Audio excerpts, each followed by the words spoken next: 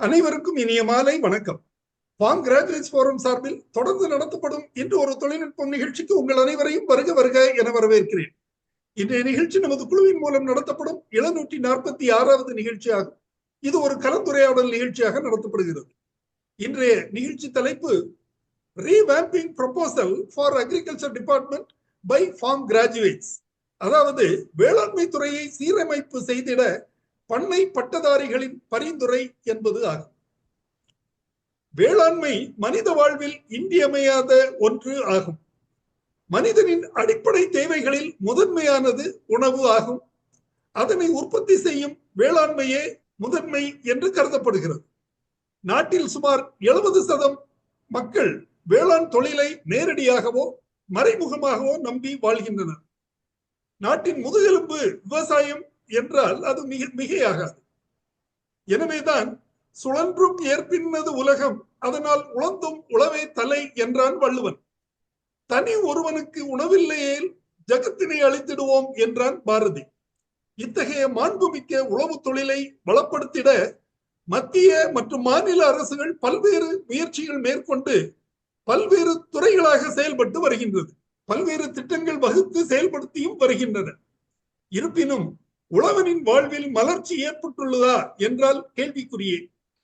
இத்தகைய சூழலில் விவசாயியின் முன்னேற்றத்துக்காக பாடுபடும் பண்ணை பட்டதாரிகளான வேளாண்மை பட்டதாரிகள், தோட்டக்கலை பட்டதாரிகள், வேளாண் பொறியியல் பட்டதாரிகள், கால்நடை பட்டதாரிகள், பால்வள பட்டதாரிகள் போன்ற துறைகளைச் சேர்ந்த பட்டதாரிகளை ஒருங்கிணைந்து மூத்த அனுபவம் உள்ள முன்னாள் அதிகாரிகளின் கருத்தை கேட்பதற்காக இந்த கலந்துரையாடல் நிகழ்ச்சி ஏற்பாடு செய்யப்பட்டுள்ளது.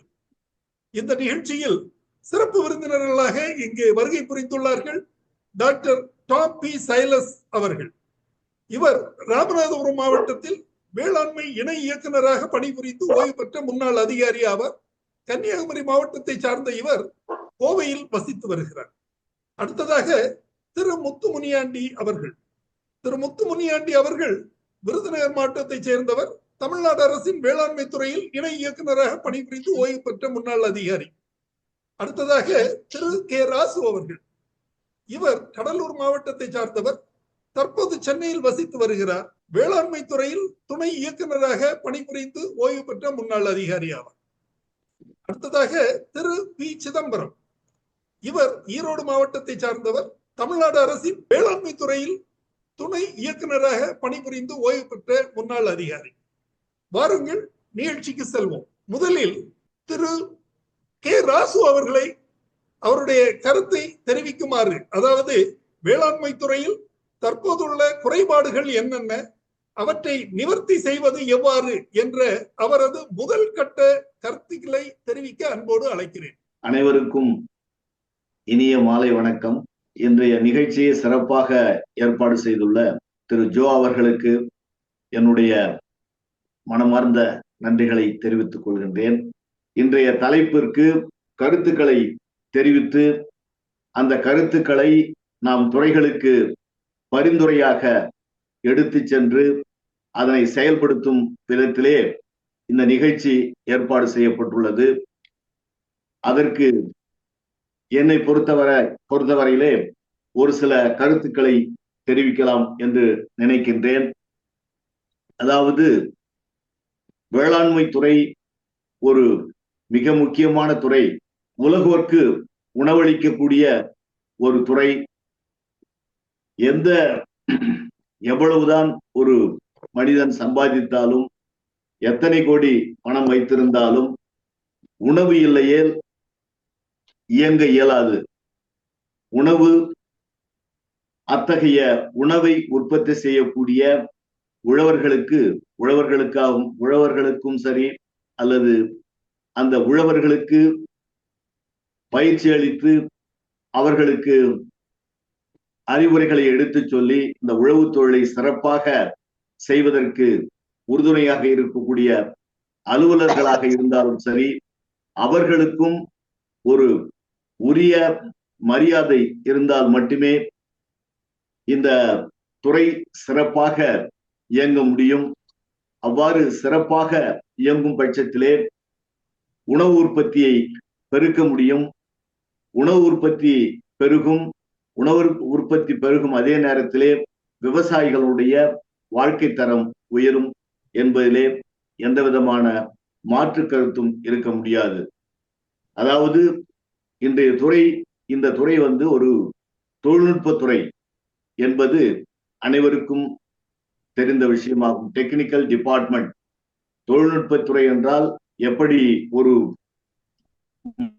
மருத்துவத்துறை இருக்கின்றதோ, எப்படி அதாவது அனிமல் ஹஸ்பண்டரி டிபார்ட்மெண்ட், கால்நடை பராமரிப்பு துறை இருக்கின்றதோ, மற்ற பொதுப்பணித்துறை இருக்கிறது, அது போல இது ஒரு மிக மிக முக்கியமான, அனைத்து துறைகளிலும் சிறந்த துறையாக ஒரு வேளாண்மை துறை விளங்குகிறது என்றால், அந்த துறைக்கு வலு சேர்க்கக்கூடிய வகையிலே ஒரு தொழில்நுட்ப துறைக்கு தொழில்நுட்ப வல்லுநர் மட்டுமே தலைவராக இருக்க வேண்டும்.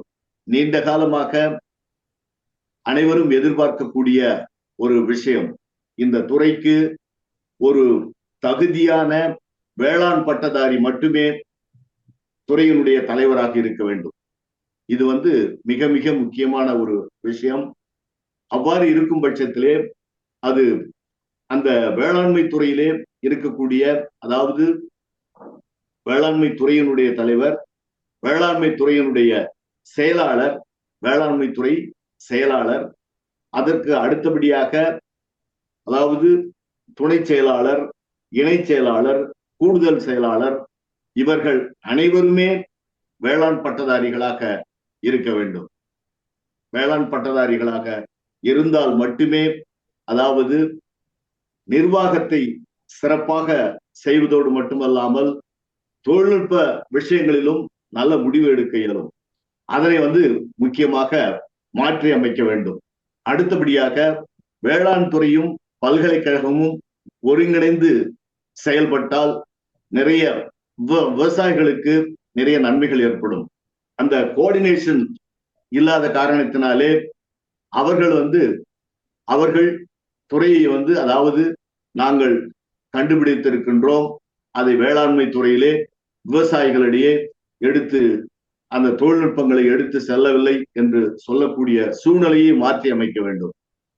அதாவது வேளாண் துறைக்கும் பல்கலைக்கழகத்திற்கும் இருக்கக்கூடிய ஒருங்கிணைப்பை பலப்படுத்த வேண்டும். ஒரு பகுதியை எடுத்துக்கொண்டால் அந்த பகுதியிலே விளைவிக்கக்கூடிய ஒரு நெல் எந்த ரகமாக இருந்தாலும் அந்த சூழ்நிலைக்கு ஏற்றவாறு அலுவலர்கள், வேளாண் துறையிலே செயல்படக்கூடிய அலுவலர்கள் சொல்லக்கூடிய கருத்துக்களை ஏற்றுக்கொண்டு அதற்கு ஏற்றாற்போல் அவர்கள் தீர்வுகளை காண வேண்டும். வேளாண்மை துறையும் அந்த யூனிவர்சிட்டியும் கலந்து ஆலோசனை செய்து விவசாயிகளுக்கு ஏற்ற முறையிலே செயல்பட்டால் விவசாயிகளுடைய வாழ்க்கை தரம் உயரும் என்பதிலே எந்த விதமான மாற்று கருத்தும் இருக்க முடியாது. அடுத்தபடியாக விவசாயிகளுக்கு, அதாவது வயசு வரம்பு இல்லாமல் உதவித்தொகை வழங்க வேண்டும். அதாவது ஒரு உதவித்தொகை என்று சொன்னால் மாதந்தோறும் அவர்களுக்கு, ஏனென்று சொன்னால் இப்பொழுது விவசாயிகளுக்கு கிடைக்கக்கூடிய வருமானம் தமிழகத்தை பொறுத்தவரையில விவசாயிகளுடைய மாத வருமானத்தை பார்க்கும் பொழுது சுமார் 12,000 ரூபாய் அளவிற்கு மட்டுமே அவர்களுடைய பர் கேபிட்டா இன்கம் இருக்கின்றது. அதனை உயர்த்துவதற்கு இன்னும் சிறிது காலம் பிடிக்கலாம். அந்த அவ்வாறு உயரும் வரை அவர்களுக்கு, விவசாயிகளுக்கு அவர்களுடைய வாழ்க்கை தரத்தை உயர்த்துவதற்கு ஒரு உதவித்தொகை, அதாவது அந்த ஓய்வு ஊதியத்துவம் எவ்வாறு ஒரு அரசு அலுவலர்கள் ஓய்வு பெறும்போது அவர்களுக்கு ஓய்வு ஊதிய தொகை வழங்கப்படுகின்றதோ, விவசாயிகளுக்கு அதுபோல் ஒரு தொகையை நிச்சயமாக நிர்ணயம் செய்ய வேண்டும். அந்த தொகை அவர்களுக்கு, ஏனென்று சொன்னால் சில காலங்களிலே, அதாவது இயற்கை சீற்றத்தின் காரணமாக பயிர்கள், அதாவது இப்பொழுது பாத்தீங்கன்னா 1/2 ஏக்கர் 1 ஏக்கர் பயிர் செய்யக்கூடிய விவசாயிகளுக்கு முழுவதுமாக நஷ்டம் ஏற்பட்டு அவர்களுக்கு ஒன்றுமில்லாத சூழ்நிலை ஏற்படுகின்றது. இயற்கை சீற்றங்களால் ஏற்படுகின்ற சூழ்நிலையிலே அவர்களுக்கு இந்த தொகை உதவியாக இருக்கும். நிச்சயமாக இந்த தொகையை, அதாவது மாதத்திற்கு குறைந்தபட்சம் ஒரு விவசாயிக்கு ஒரு மாத தொகையை கொடுத்தோம் என்று சொன்னால், இது போன்ற நேரங்களிலே, அதாவது இயற்கை சீற்றங்களால் விவசாயி பாதிக்கப்படும் பொழுது அந்த தொகை அவர்களுக்கு உதவியாக இருக்கும் என்பதை நான் தெரிவித்துக் கொள்கின்றேன். அதேபோல் துறையிலே நிறைய பணியிடங்கள் காலி இருப்பதாக தெரிகின்றது. அதாவது உதவி வேளாண்மை அலுவலர் முதல் வேளாண்மை இணை இயக்குனர் வரை எடுத்துக்கொண்டால் நிறைய பதவிகள் காலியாக இருப்பதை தவிர்க்க வேண்டும். உடனுக்குடன் அந்த பதவிகள் அதாவது ஒரு உதவி வேளாண்மை அலுவலரோ அல்லது அது எந்த அதிகாரியாக இருந்தாலும் சரி, அவர்கள் பணி ஓய்வு பெற்று அதனை உடனடியாக நிரப்பப்பட வேண்டும். அவ்வாறு நிரப்பப்படவில்லை என்றால் அங்கு பணிகள் பாதிக்கப்படுகின்றன. அனைவரும் அதாவது அந்த அந்த காரணத்தாலே என்ன என்றால் அவர்கள் வயல்களுக்கு சென்று விவசாயிகளை சந்திக்கக்கூடிய சூழ்நிலை தட்டுப்படுகின்றது. அவ்வாறு ஆட்கள் பற்றாக்குறை ஏற்படும் பொழுது அலுவலகத்திலே பெரும்பாலான உதவி வேளாண்மை அலுவலர்களாக இருந்தாலும் சரி, அல்லது வேளாண்மை அலுவலர்களாக இருந்தாலும் சரி, அல்லது உதவி இயக்குநர்கள் ஆக இருந்தாலும் சரி, அனைவருமே அலுவலகத்திலே நேரத்தை கழித்து ரிப்போர்ட், அதாவது அறிக்கைகளை தயாரிப்பதிலே அவர்களுக்கு கால விரயம் ஏற்படுகின்றது. அதனாலே அவர்களை நீங்க விவசாயிகளுக்கு சென்று சொல்ல வேண்டிய, அதாவது திட்டங்களை பற்றி சொல்வதற்கு நேரம் கிடைப்பதில்லை என்ற ஒரு போக்கு நிலவுகின்றது. அந்த போக்கை மாற்றுவதற்கு முக்கியமாக அதை அனைத்து பதவிகளும் முழுவதுமாக நிரப்பப்பட வேண்டும் என்பதை நான் இங்கே தெரிவித்துக் கொள்கின்றேன். அதே சமயத்திலே தற்பொழுது எப்பொழுதுமே ஒவ்வொரு கூட்டத்திலும் நான் தெரிவிப்பது என்னவென்றால், கிராம அளவிலே திட்டங்களை செயல்படுத்த வேண்டும். ஒவ்வொரு கிராமத்திற்கும் அதாவது அந்த கிராமத்திலே கிடைக்கக்கூடிய, அதாவது இருக்கக்கூடிய நிலங்களை ஆய்வு செய்து, அது வெட்லேண்ட்ஸாக இருந்தாலும் சரி, ட்ரைலேண்ட்ஸாக இருந்தாலும் சரி, அது கார்டன் லேண்டாக எந்த வகையான நிலமாக இருந்தாலும் அதற்கு ஏற்றார் போல ஒவ்வொரு இன்றைய சூழ்நிலையிலே இன்றைக்கு பருவநிலை மாற்றம் மிகப்பெரிய ஒரு கிளைமேட்டிக் சேஞ்ச் ஒரு மிகப்பெரிய ஒரு தாக்கத்தை ஏற்படுத்தி கொண்டிருக்கின்றது. கிராம அளவிலே அந்த தாக்கம் இருக்கின்றது. ஒவ்வொரு கிராமத்திலும் இந்த தாக்கம் இருக்கின்றது.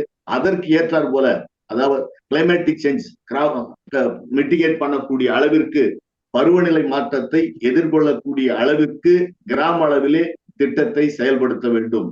அந்த அளவிற்கு நாம் இப்பொழுது திட்டம் தயாரித்தால் மட்டுமே விவசாயத்தை சிறப்பாக செய்ய முடியும் என்பதையும் தெரிவித்துக் கொண்டு, மேலும் இன்னும் நிறைய பேர் கருத்துக்களை இருக்கின்ற காரணத்தினாலே அவர்களுடைய கருத்துக்களையும் கேட்டு பிறகு என்னுடைய கருத்துக்களை தெரிவித்துக் கொள்கின்றேன் என்பதை தெரிவித்துக் கொண்டு இந்த சிறிய உரையை முடித்துக் கொள்கின்றேன். நன்றி, வணக்கம்.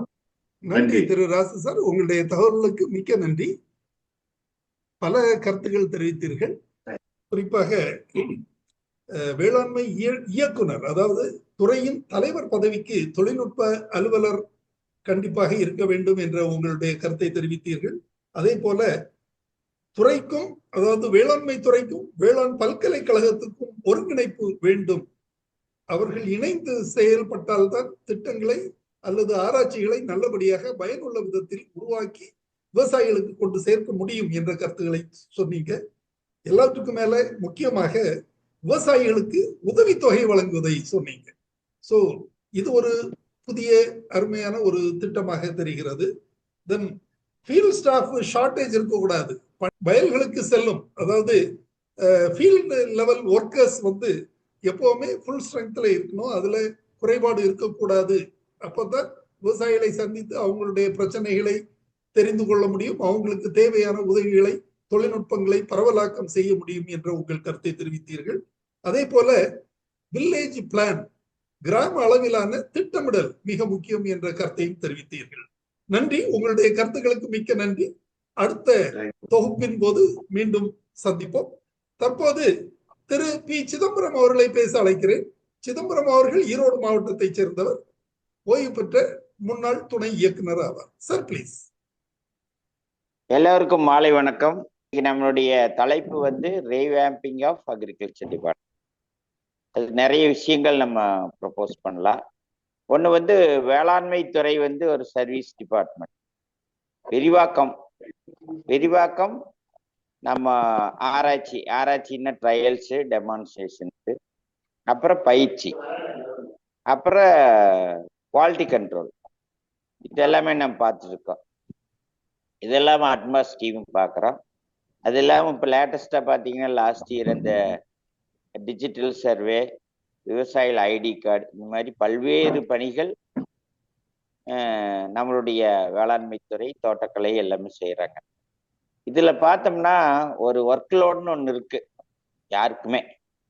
நம்ம வீட்லேயா இருந்தாலும், அலுவலகமாக இருந்தாலும், பேங்காக இருந்தாலும், நம்பர் ஆஃப் ஒர்க்கர்ஸ் வந்து அலாட்மெண்ட் மாதிரி இருக்கணும். அப்போ தான் அந்த ஒர்க்கினுடைய ஒரு எஃபிஷியன்சி நல்லா இருக்கும், ஒர்க் லோடு கரெக்டாக முடிக்க முடியும். அது ஒன்று, எல்லாம் காலத்தை செய்ய வேண்டியது. அதனால வேளாண்மை வந்து முன்ன டிஎன்வி சிஸ்டம் 1982 இது பண்ணாங்க, ட்ரைனிங் அண்ட் விசிட் சிஸ்டம், பயிற்சி மற்றும் பார்வை. அதனால வந்து விரிவாக்கம் வந்து நம்ம செய்யறோம். அதுல ட்ரையல்ஸ் அண்ட் டெமான்ஸ்ட்ரேஷன் எல்லாம் போடுறோம். இது ரொம்ப முக்கியம். இன்னைக்கு இதுல கூட ஒரு மீட்டிங்ல கூட சொன்னாங்க, கண்டுபிடிப்புகள் வேளாண்மை பல்கலைக்கழகத்திலிருந்து வருது. அந்த கண்டுபிடிப்புகள் வந்து முக்கியமா வருடம் நியூ வெரைட்டிஸ் ரிலீஸ் பண்றாங்க. அனைத்து கிராமங்கள்ல அனைத்து பயிர்களையும் ரிலீஸ் சொல்றாங்க. அது இல்லாம இந்த டெக்னாலஜி டெமான்ஸ்ட்ரேஷனு அது ஒரு தொழில்நுட்பமா வெளியிடுறாங்க. ஒன்று வந்து வெரைட்டிஸு, ஹைபிரிட்ஸு, அப்புறம் தொழில்நுட்பங்கள் அதையும் சொல்றாங்க.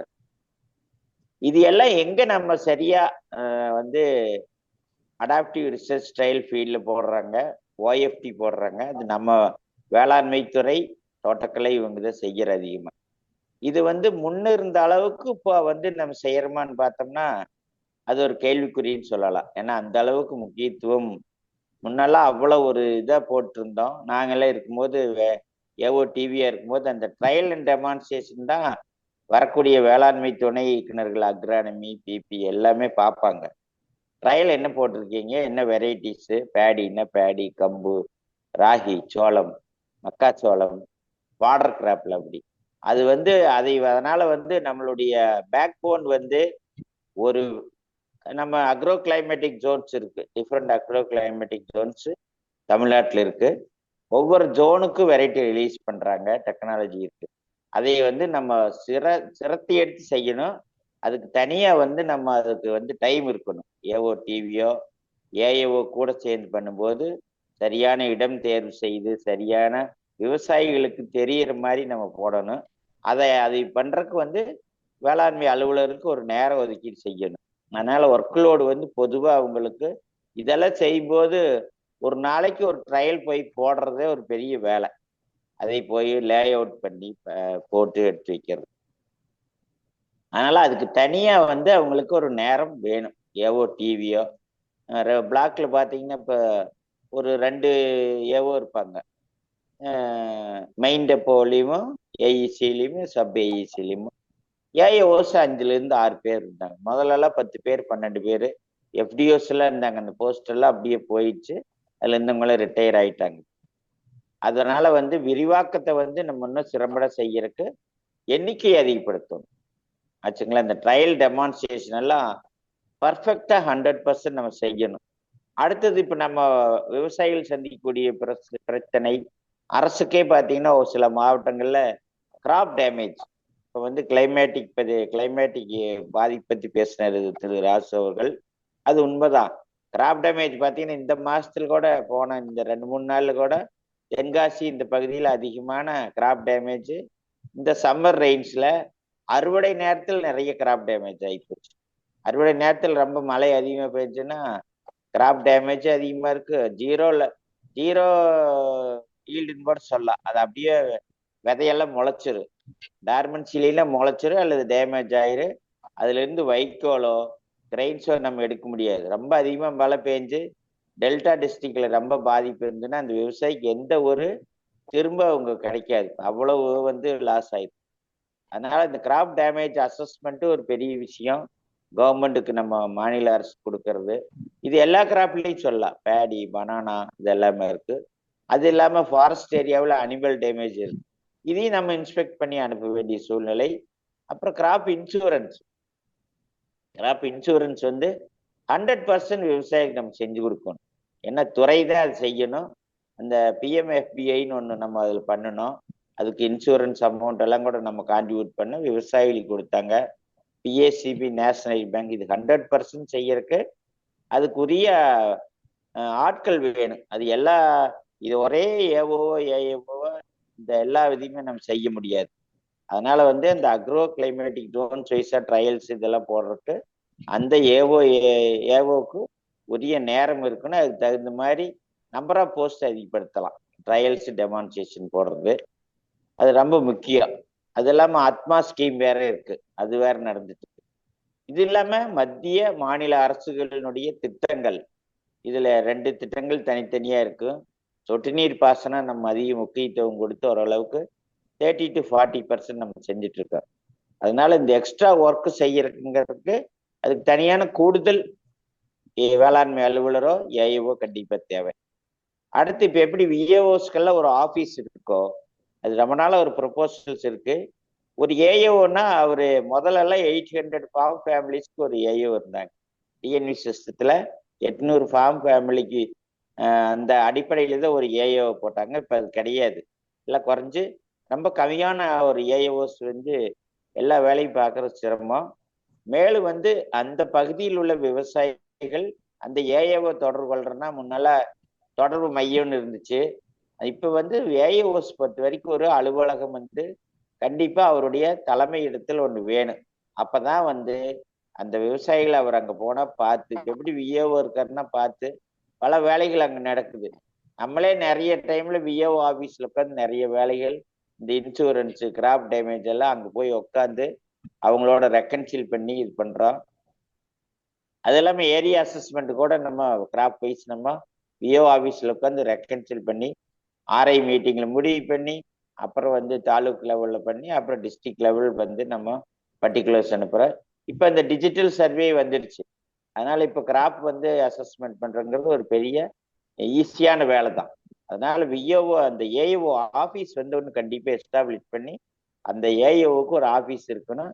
அவர் தொடர்பு கொள்றதுக்கு வசதியா வந்து விவசாயிகள் அங்கு போய் அவருடைய கிராப் டேமேஜ் சொல்றக்கோ, தொழில்நுட்பங்களை தெரிஞ்சுக்கிறக்கோ, மானியம் வாங்குறக்கோ, பரிந்துரைகள் வாங்கிட்டு வர்றக்கோ, அப்புறம் அதுக்கு வந்து கண்டிப்பா வந்து ஒரு அலுவலகம் ஏற்படுத்தி தந்தால்தான் கொஞ்சம் சுமூகமாகவும் இருக்கு.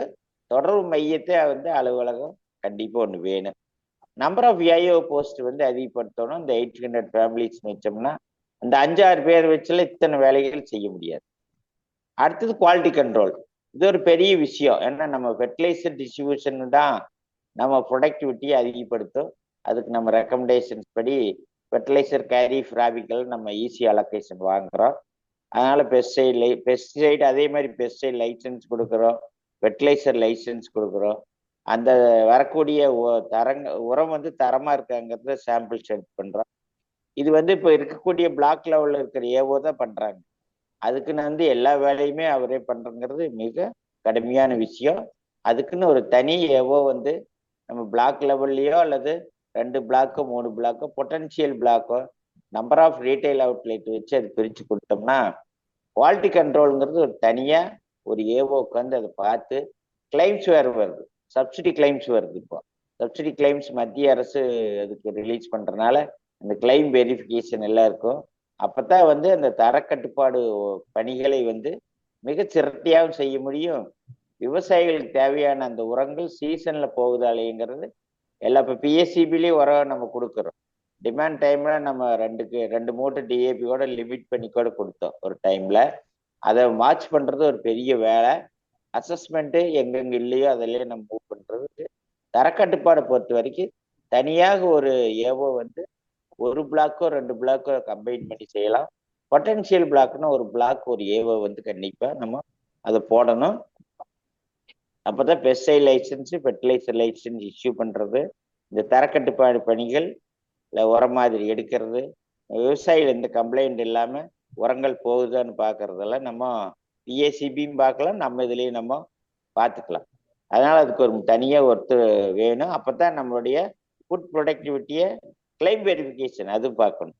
தனியாக ஒருத்தர் நம்ம கண்டிப்பாக வேணும். அடுத்தது பார்த்தீங்கன்னா இப்போ நம்ம வந்து அதிகமாக ஃபேஸ் பண்ணக்கூடிய ப்ராப்ளம் வந்து ரீட்டைல் ப்ரைஸ் பார்த்தீங்கன்னா ஆனியன், தக்காளி, மற்ற எல்லா காய்கறிகள் இதில் முக்கியமாக வந்து அதிகமான ஃப்ளக்சுவேஷன் இருக்கு. பேடி கூட சில டைம் இப்பெல்லாம் நம்ம ப்ரொக்யூர்மெண்ட் சென்டர் எல்லாம் வச்சிருக்கோம். ப்ரொக்யூர்மெண்ட் சென்டரு பேடிக்கு பண்ணுறாங்க. அது இல்லாமல் கொப்பரா பண்ணுறாங்க. நேஃபர்ட் ஸ்கீமில் ப்ரைஸ் சப்போர்ட் ஸ்கீமில் பல்சஸ் எல்லாம் நான் பண்ணுறோம். துவரை, பாசிப்பயிறு, உளுந்து இதெல்லாமே பண்ணிட்டு இருக்கோம். இப்போ நம்ம வந்து முக்கியமாக நம்ம எடுத்து செல்ல வேண்டியது என்னன்னா கிராப் அண்ட் ஏரியா பிளானிங். இந்த டிஸ்ட்ரிக்ட்ல நோட்டிஃபைடு கிராப்ஸ்னா அந்த அதிகமாக வரக்கூடிய பயிரில் இவ்வளவு ஏரியா சாகுபடி பண்ணணும். இதே நம்ம கொஞ்சம் ஸ்ட்ரீம்லைன் பண்ணோம்னாவே நம்மளுடைய ப்ரைஸ் கண்ட்ரோல் வந்து ஒரு ஆவரேஜ் லிமிட்ல வச்சுக்கலாம். இப்போ ஆனியன் இவ்வளவு டன்ஸ் நம்மளுக்கு தேவைன்னா எந்தெந்த மாவட்டத்தில் ஆனியன் பண்ணலாமோ அங்கே அந்த விவசாயிகளுக்கு ஊக்கத்தொகையாவோ கொடுத்தோம்னா அங்கிருந்து வாங்கி மற்ற டிஸ்ட்ரிக்ட் நியர்பை அனுப்பலாம்.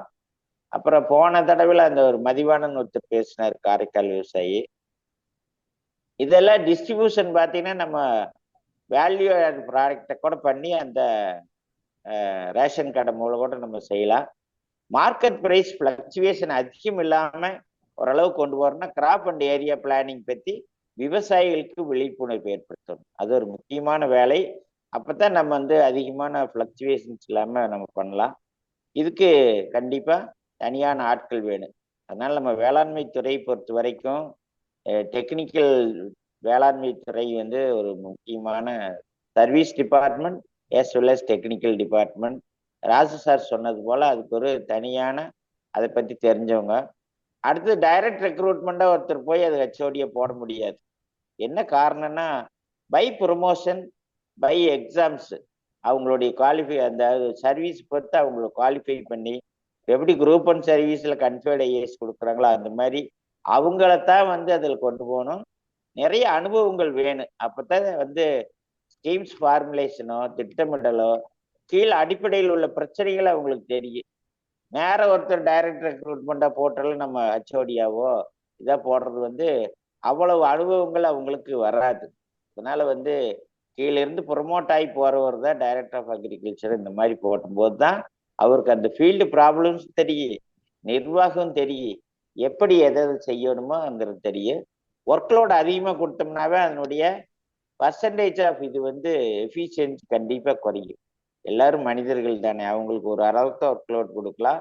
அவசரம் இல்லாமல் செஞ்சு அதை நல்ல ஒரு அறிக்கையாவோ அசஸ்மெண்ட்டோ அதையும் செய்யறதுக்கு இது வேணும். அதுக்காக வந்து நிறைய போஸ்ட் வேணும். இந்த டேட்டா என்ட்ரி பொறுத்த வரைக்கும் நிறைய விஷயங்கள் போகுது. அதுக்குன்னு டேட்டா என்ட்ரி ஆப்ரேட்டர் மாதிரியே ஒரு போஸ்ட் கொடுத்தோம்னா நம்மளுடைய டெக்னிக்கல் பர்சனுடைய வேலையை அதில் அதிகமாக நேரத்தை செலவிடாமல் வெளி வேலைகளை நம்மளுடைய ஃபார்ம் ஒர்க்கு, அது வில்லேஜ் விசிட்ஸு, ட்ரைனிங்ஸ் இதில் வந்து அதிகமாக கான்சென்ட்ரேட் பண்ணுறதுக்கு கொஞ்சம் கொஞ்சம் நம்ம உட்காந்து வெரிஃபை மட்டும் பண்ணுற அளவுக்கு இருந்த போது என்ட்ரி பொறுத்த வரைக்கும் அவங்க பண்ணலாம். அல்லது இப்போ நிறைய ஆப்ஸ் வந்துருச்சு, விவசாயிகளுக்கு என்னென்ன தேவையோ அதை வந்து நம்ம அந்த ஆப்ஸ் மூலம் கூட பண்ணிக்கலாம். அடுத்தது நாங்கள் அந்த அத்மா ஸ்கீமில் இருக்கும்போது விவசாயிகளுக்கு வந்து மெசேஜஸ் கொடுத்துட்டு இருந்தோம். ஒரு வீக்கில் அந்த கிராப்பில் ஒரு பெஸ்ட் அவுட் பிரேக்கோ ஃபெர்டிலைசர் இதோ அதை பற்றி மெசேஜாக கொடுத்தோம். அது கடைசியில் நிறுத்திக்கிட்டாங்க. அதுக்கு ஃபண்டு இல்லாதனால அந்த ஸ்கீம் இது பண்ணி மெசேஜ் ஃபுல்லாக நம்ம ஒரு அந்த விவசாயிகளுக்கு மட்டும் கொடுத்தா போதும். இப்போ பேடியில் ஒரு சீட் சப்ளை அப்படின்னா ஒரு ட்ரைனிங்ஸ்னா அந்த விவசாயிகளுக்கு மட்டும் நம்ம கொடுத்தா போதும். பனானா ஃபார்மர்னா அவருக்கு என்ன தொழில்நுட்பமோ அதை மட்டும் அவங்களுக்கு மட்டும் ஐடென்டிஃபை பண்ணி அதை மட்டும் அந்த உரிய விவசாயிகளுக்கு இந்த மெசேஜஸ் மத்திய அரசு நிதியோட நம்ம கொடுத்துருந்தா அது நிறுத்திட்டாங்க.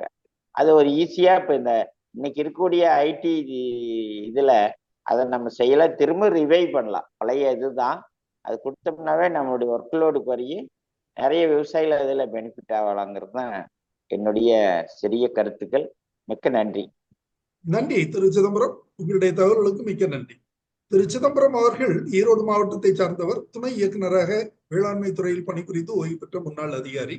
இவர் தன்னுடைய கருத்துக்களை தெரிவிக்கும் போது நமது பணிகள் விரிவாக்க பணி, பயிற்சிகள் பணி, தரக்கட்டுப்பாட்டு பணி, இது தவிர விதை கொள்முதல் மற்றும் இடுபொருள் விநியோகம் ஆகியவற்றுடன் திட்டங்கள் செயலாக்க பணிகளும் நாம் செய்து வருகிறோம் என்பதை தெள்ள தெளிவாக விளக்கினார். மேலும் முந்தைய காலங்களில் இருந்தது போல டெமான்ஸ்ட்ரேஷன் செயல் விளக்கத்திடல்கள் அமைக்கப்படுவதில்லை என்ற தனது ஆதங்கத்தை தெரிவித்தார்.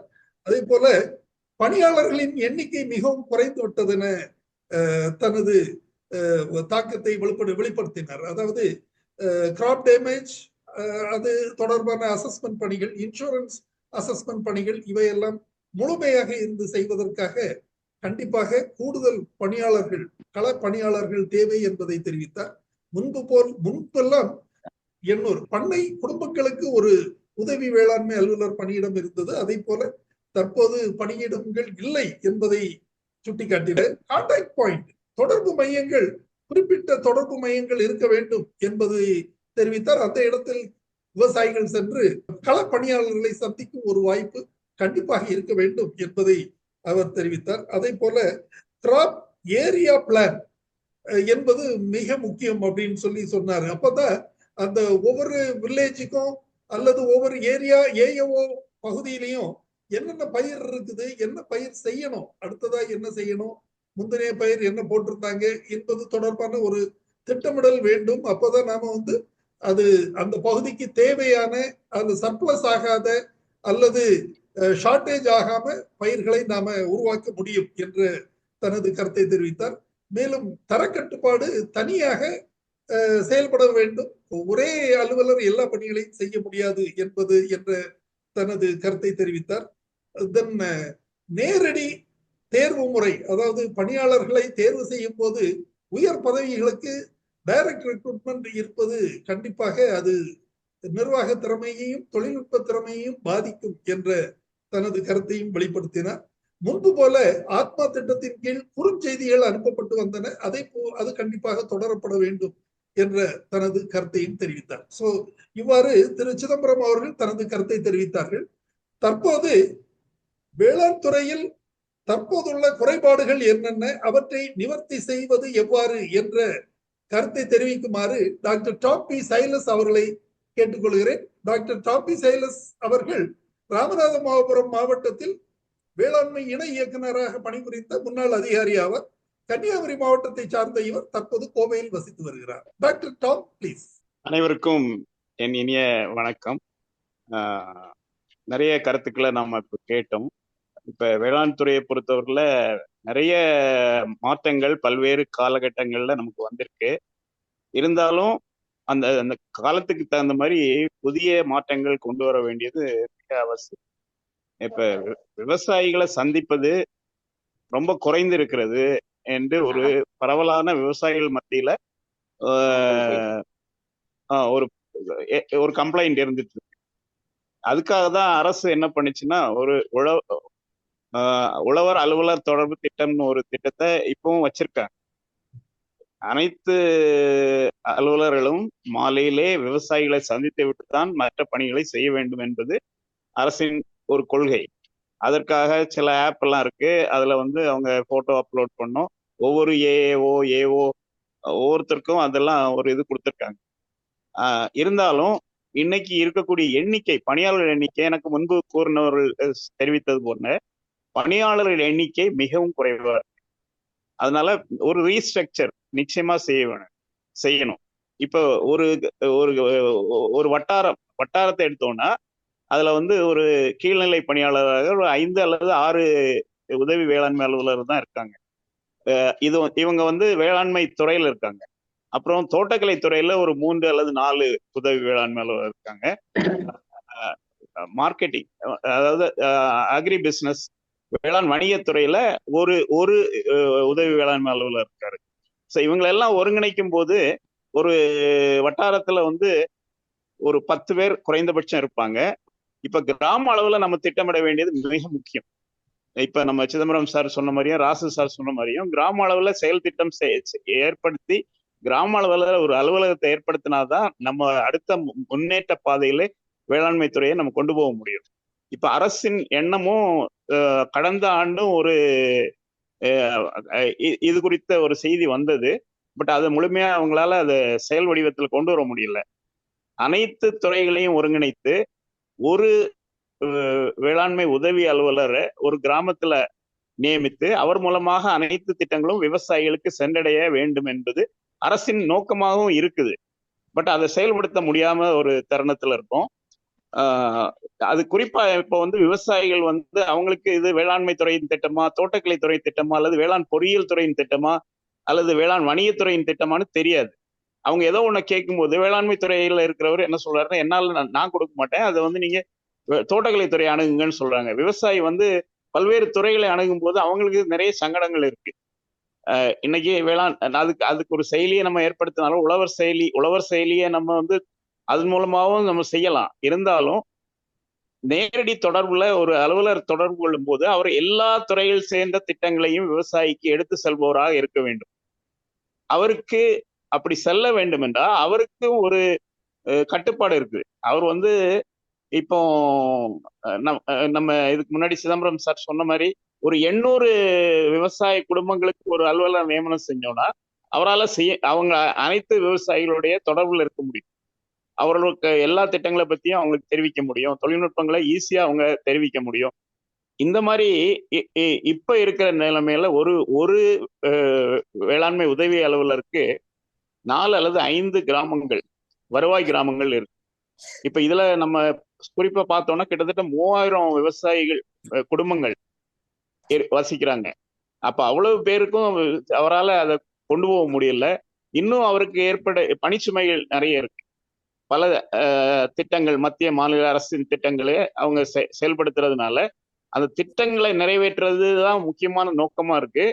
தவிர அவர் விவசாயிகளின் வாழ்க்கை தரத்தை முன்னேற்றுவதையோ அவர்கள் சந்திக்கிற பிரச்சனைகளுக்கு தீர்வு காண்பதிலேயோ அதிக கவனம் செலுத்த இயலாத நிலை உள்ளது. அதனால முதல் கட்டமாக கீழ்நிலை அலுவலர், வேளாண்மை உதவி அலுவலர் ஒரு கிராமத்துக்கு ஒருவர் அந்த மாதிரி இல்லைனாலும் 800 விவசாய குடும்பங்களுக்கு ஒரு அலுவலர் என்ற முறையிலே நியமனம் செஞ்சா, ஏன்னா இப்போ இருக்கிற மாதிரி சில வட்டாரங்கள் சிறிய வட்டாரங்களா இருக்கு, அங்கேயும் 5 உதவி வேளாண்மை அலுவலர் இருப்பாரு. அது மாதிரி 3 மடங்கு பெரிய வட்டாரமும் இருக்கு ஒரே மாவட்டத்துல, அங்கேயும் 5 அல்லது 6 பேர் தான் இருப்பாங்க. ஸோ இது ஒரு நியாயமான ஒரு இது அல்ல. இதை மாற்ற வேண்டும். அதனால இது ஒரு என்னுடைய பரிந்துரை. அடுத்தது, ஒரே உதவி வேளாண்மை அலுவலர் எல்லா துறையின் திட்டங்களுக்கும் பரிந்துரை கொடுப்பதற்கு அவருக்கு உரிய இது வழிமுறைகள் செய்து கொடுக்கப்பட வேண்டும். அது மாதிரி மாவட்ட அளவுல வேளாண்மை இணை இயக்குனர் மற்ற துறைகளையும் வேளாண்மை சார்ந்த மற்ற துறைகளையும் கட்டுப்படுத்தும் ஒரு அதிகாரம் இருக்க வேண்டும். இருந்தால்தான் வேளாண்மை ஒரு சிறப்பான முறையில் முன்னேற்றம் அடைய முடியும். இது தவிர நம்ம மாநில அளவிலே வேளாண்மை இயக்குனர் பத்தி முன்னாடி பேசினாங்க, ராசன் சார் சொன்னார், அழகா சொன்னாரு. இன்னைக்கு இந்தியாவில் இருக்கக்கூடிய மிகப்பெரிய மாநிலம் உத்தரப்பிரதேசம். அங்கே வேளாண்மை துறையில் பட்டம் பெற்றவர் தான் வேளாண்மை இயக்குனரா இருக்கிறாரு. எங்க காலேஜ்ல சீனியரா இருந்தவர் அங்க டைரக்டர் அக்ரிகல்ச்சரா இருந்தார். எங்களுக்கு தெரிஞ்சு 2 வருஷத்துக்கு முன்னாடி வேளாண்மை பட்டம் பெற்று சீனியாரிட்டியில தான் அங்க டைரக்டர் அப்பாயிண்ட் பண்றாங்க. அது மாதிரி நிறைய மாநிலங்கள், நான் இமாச்சல் பிரதேஷ் மாநிலத்துக்கு நிறைய பயிற்சிகள் 8 ஆண்டுகள் தொடர்ந்து பயிற்சி அளிக்க நான் போயிருக்கிறேன். அங்க வேளாண்மை இயக்குனர் வேளாண்மையில பட்டம் பெற்றவர் தான். அங்க டைரக்டர் அக்ரிகல்ச்சர், ஒரு அக்ரி கிராஜுவேட் தான் அங்க இருக்கிறாரு. ரொம்ப நாளா இருந்தாரு. ஒரு 7-8 வருஷம் ஒரே டைரக்டர் இருந்தாரு. அது மாதிரி நிறைய மாநிலங்கள்ல. ஏன்னா வேளாண்மையை நம்ம முன்னேற்றதுக்கு முக்கியமா நம்ம துறை தலைவர்னு சொல்றவரு நம்ம துறையை பத்தி, நம்ம தொழில்நுட்பங்களை பத்தி நிறைய தெரிஞ்சிருக்கணும்.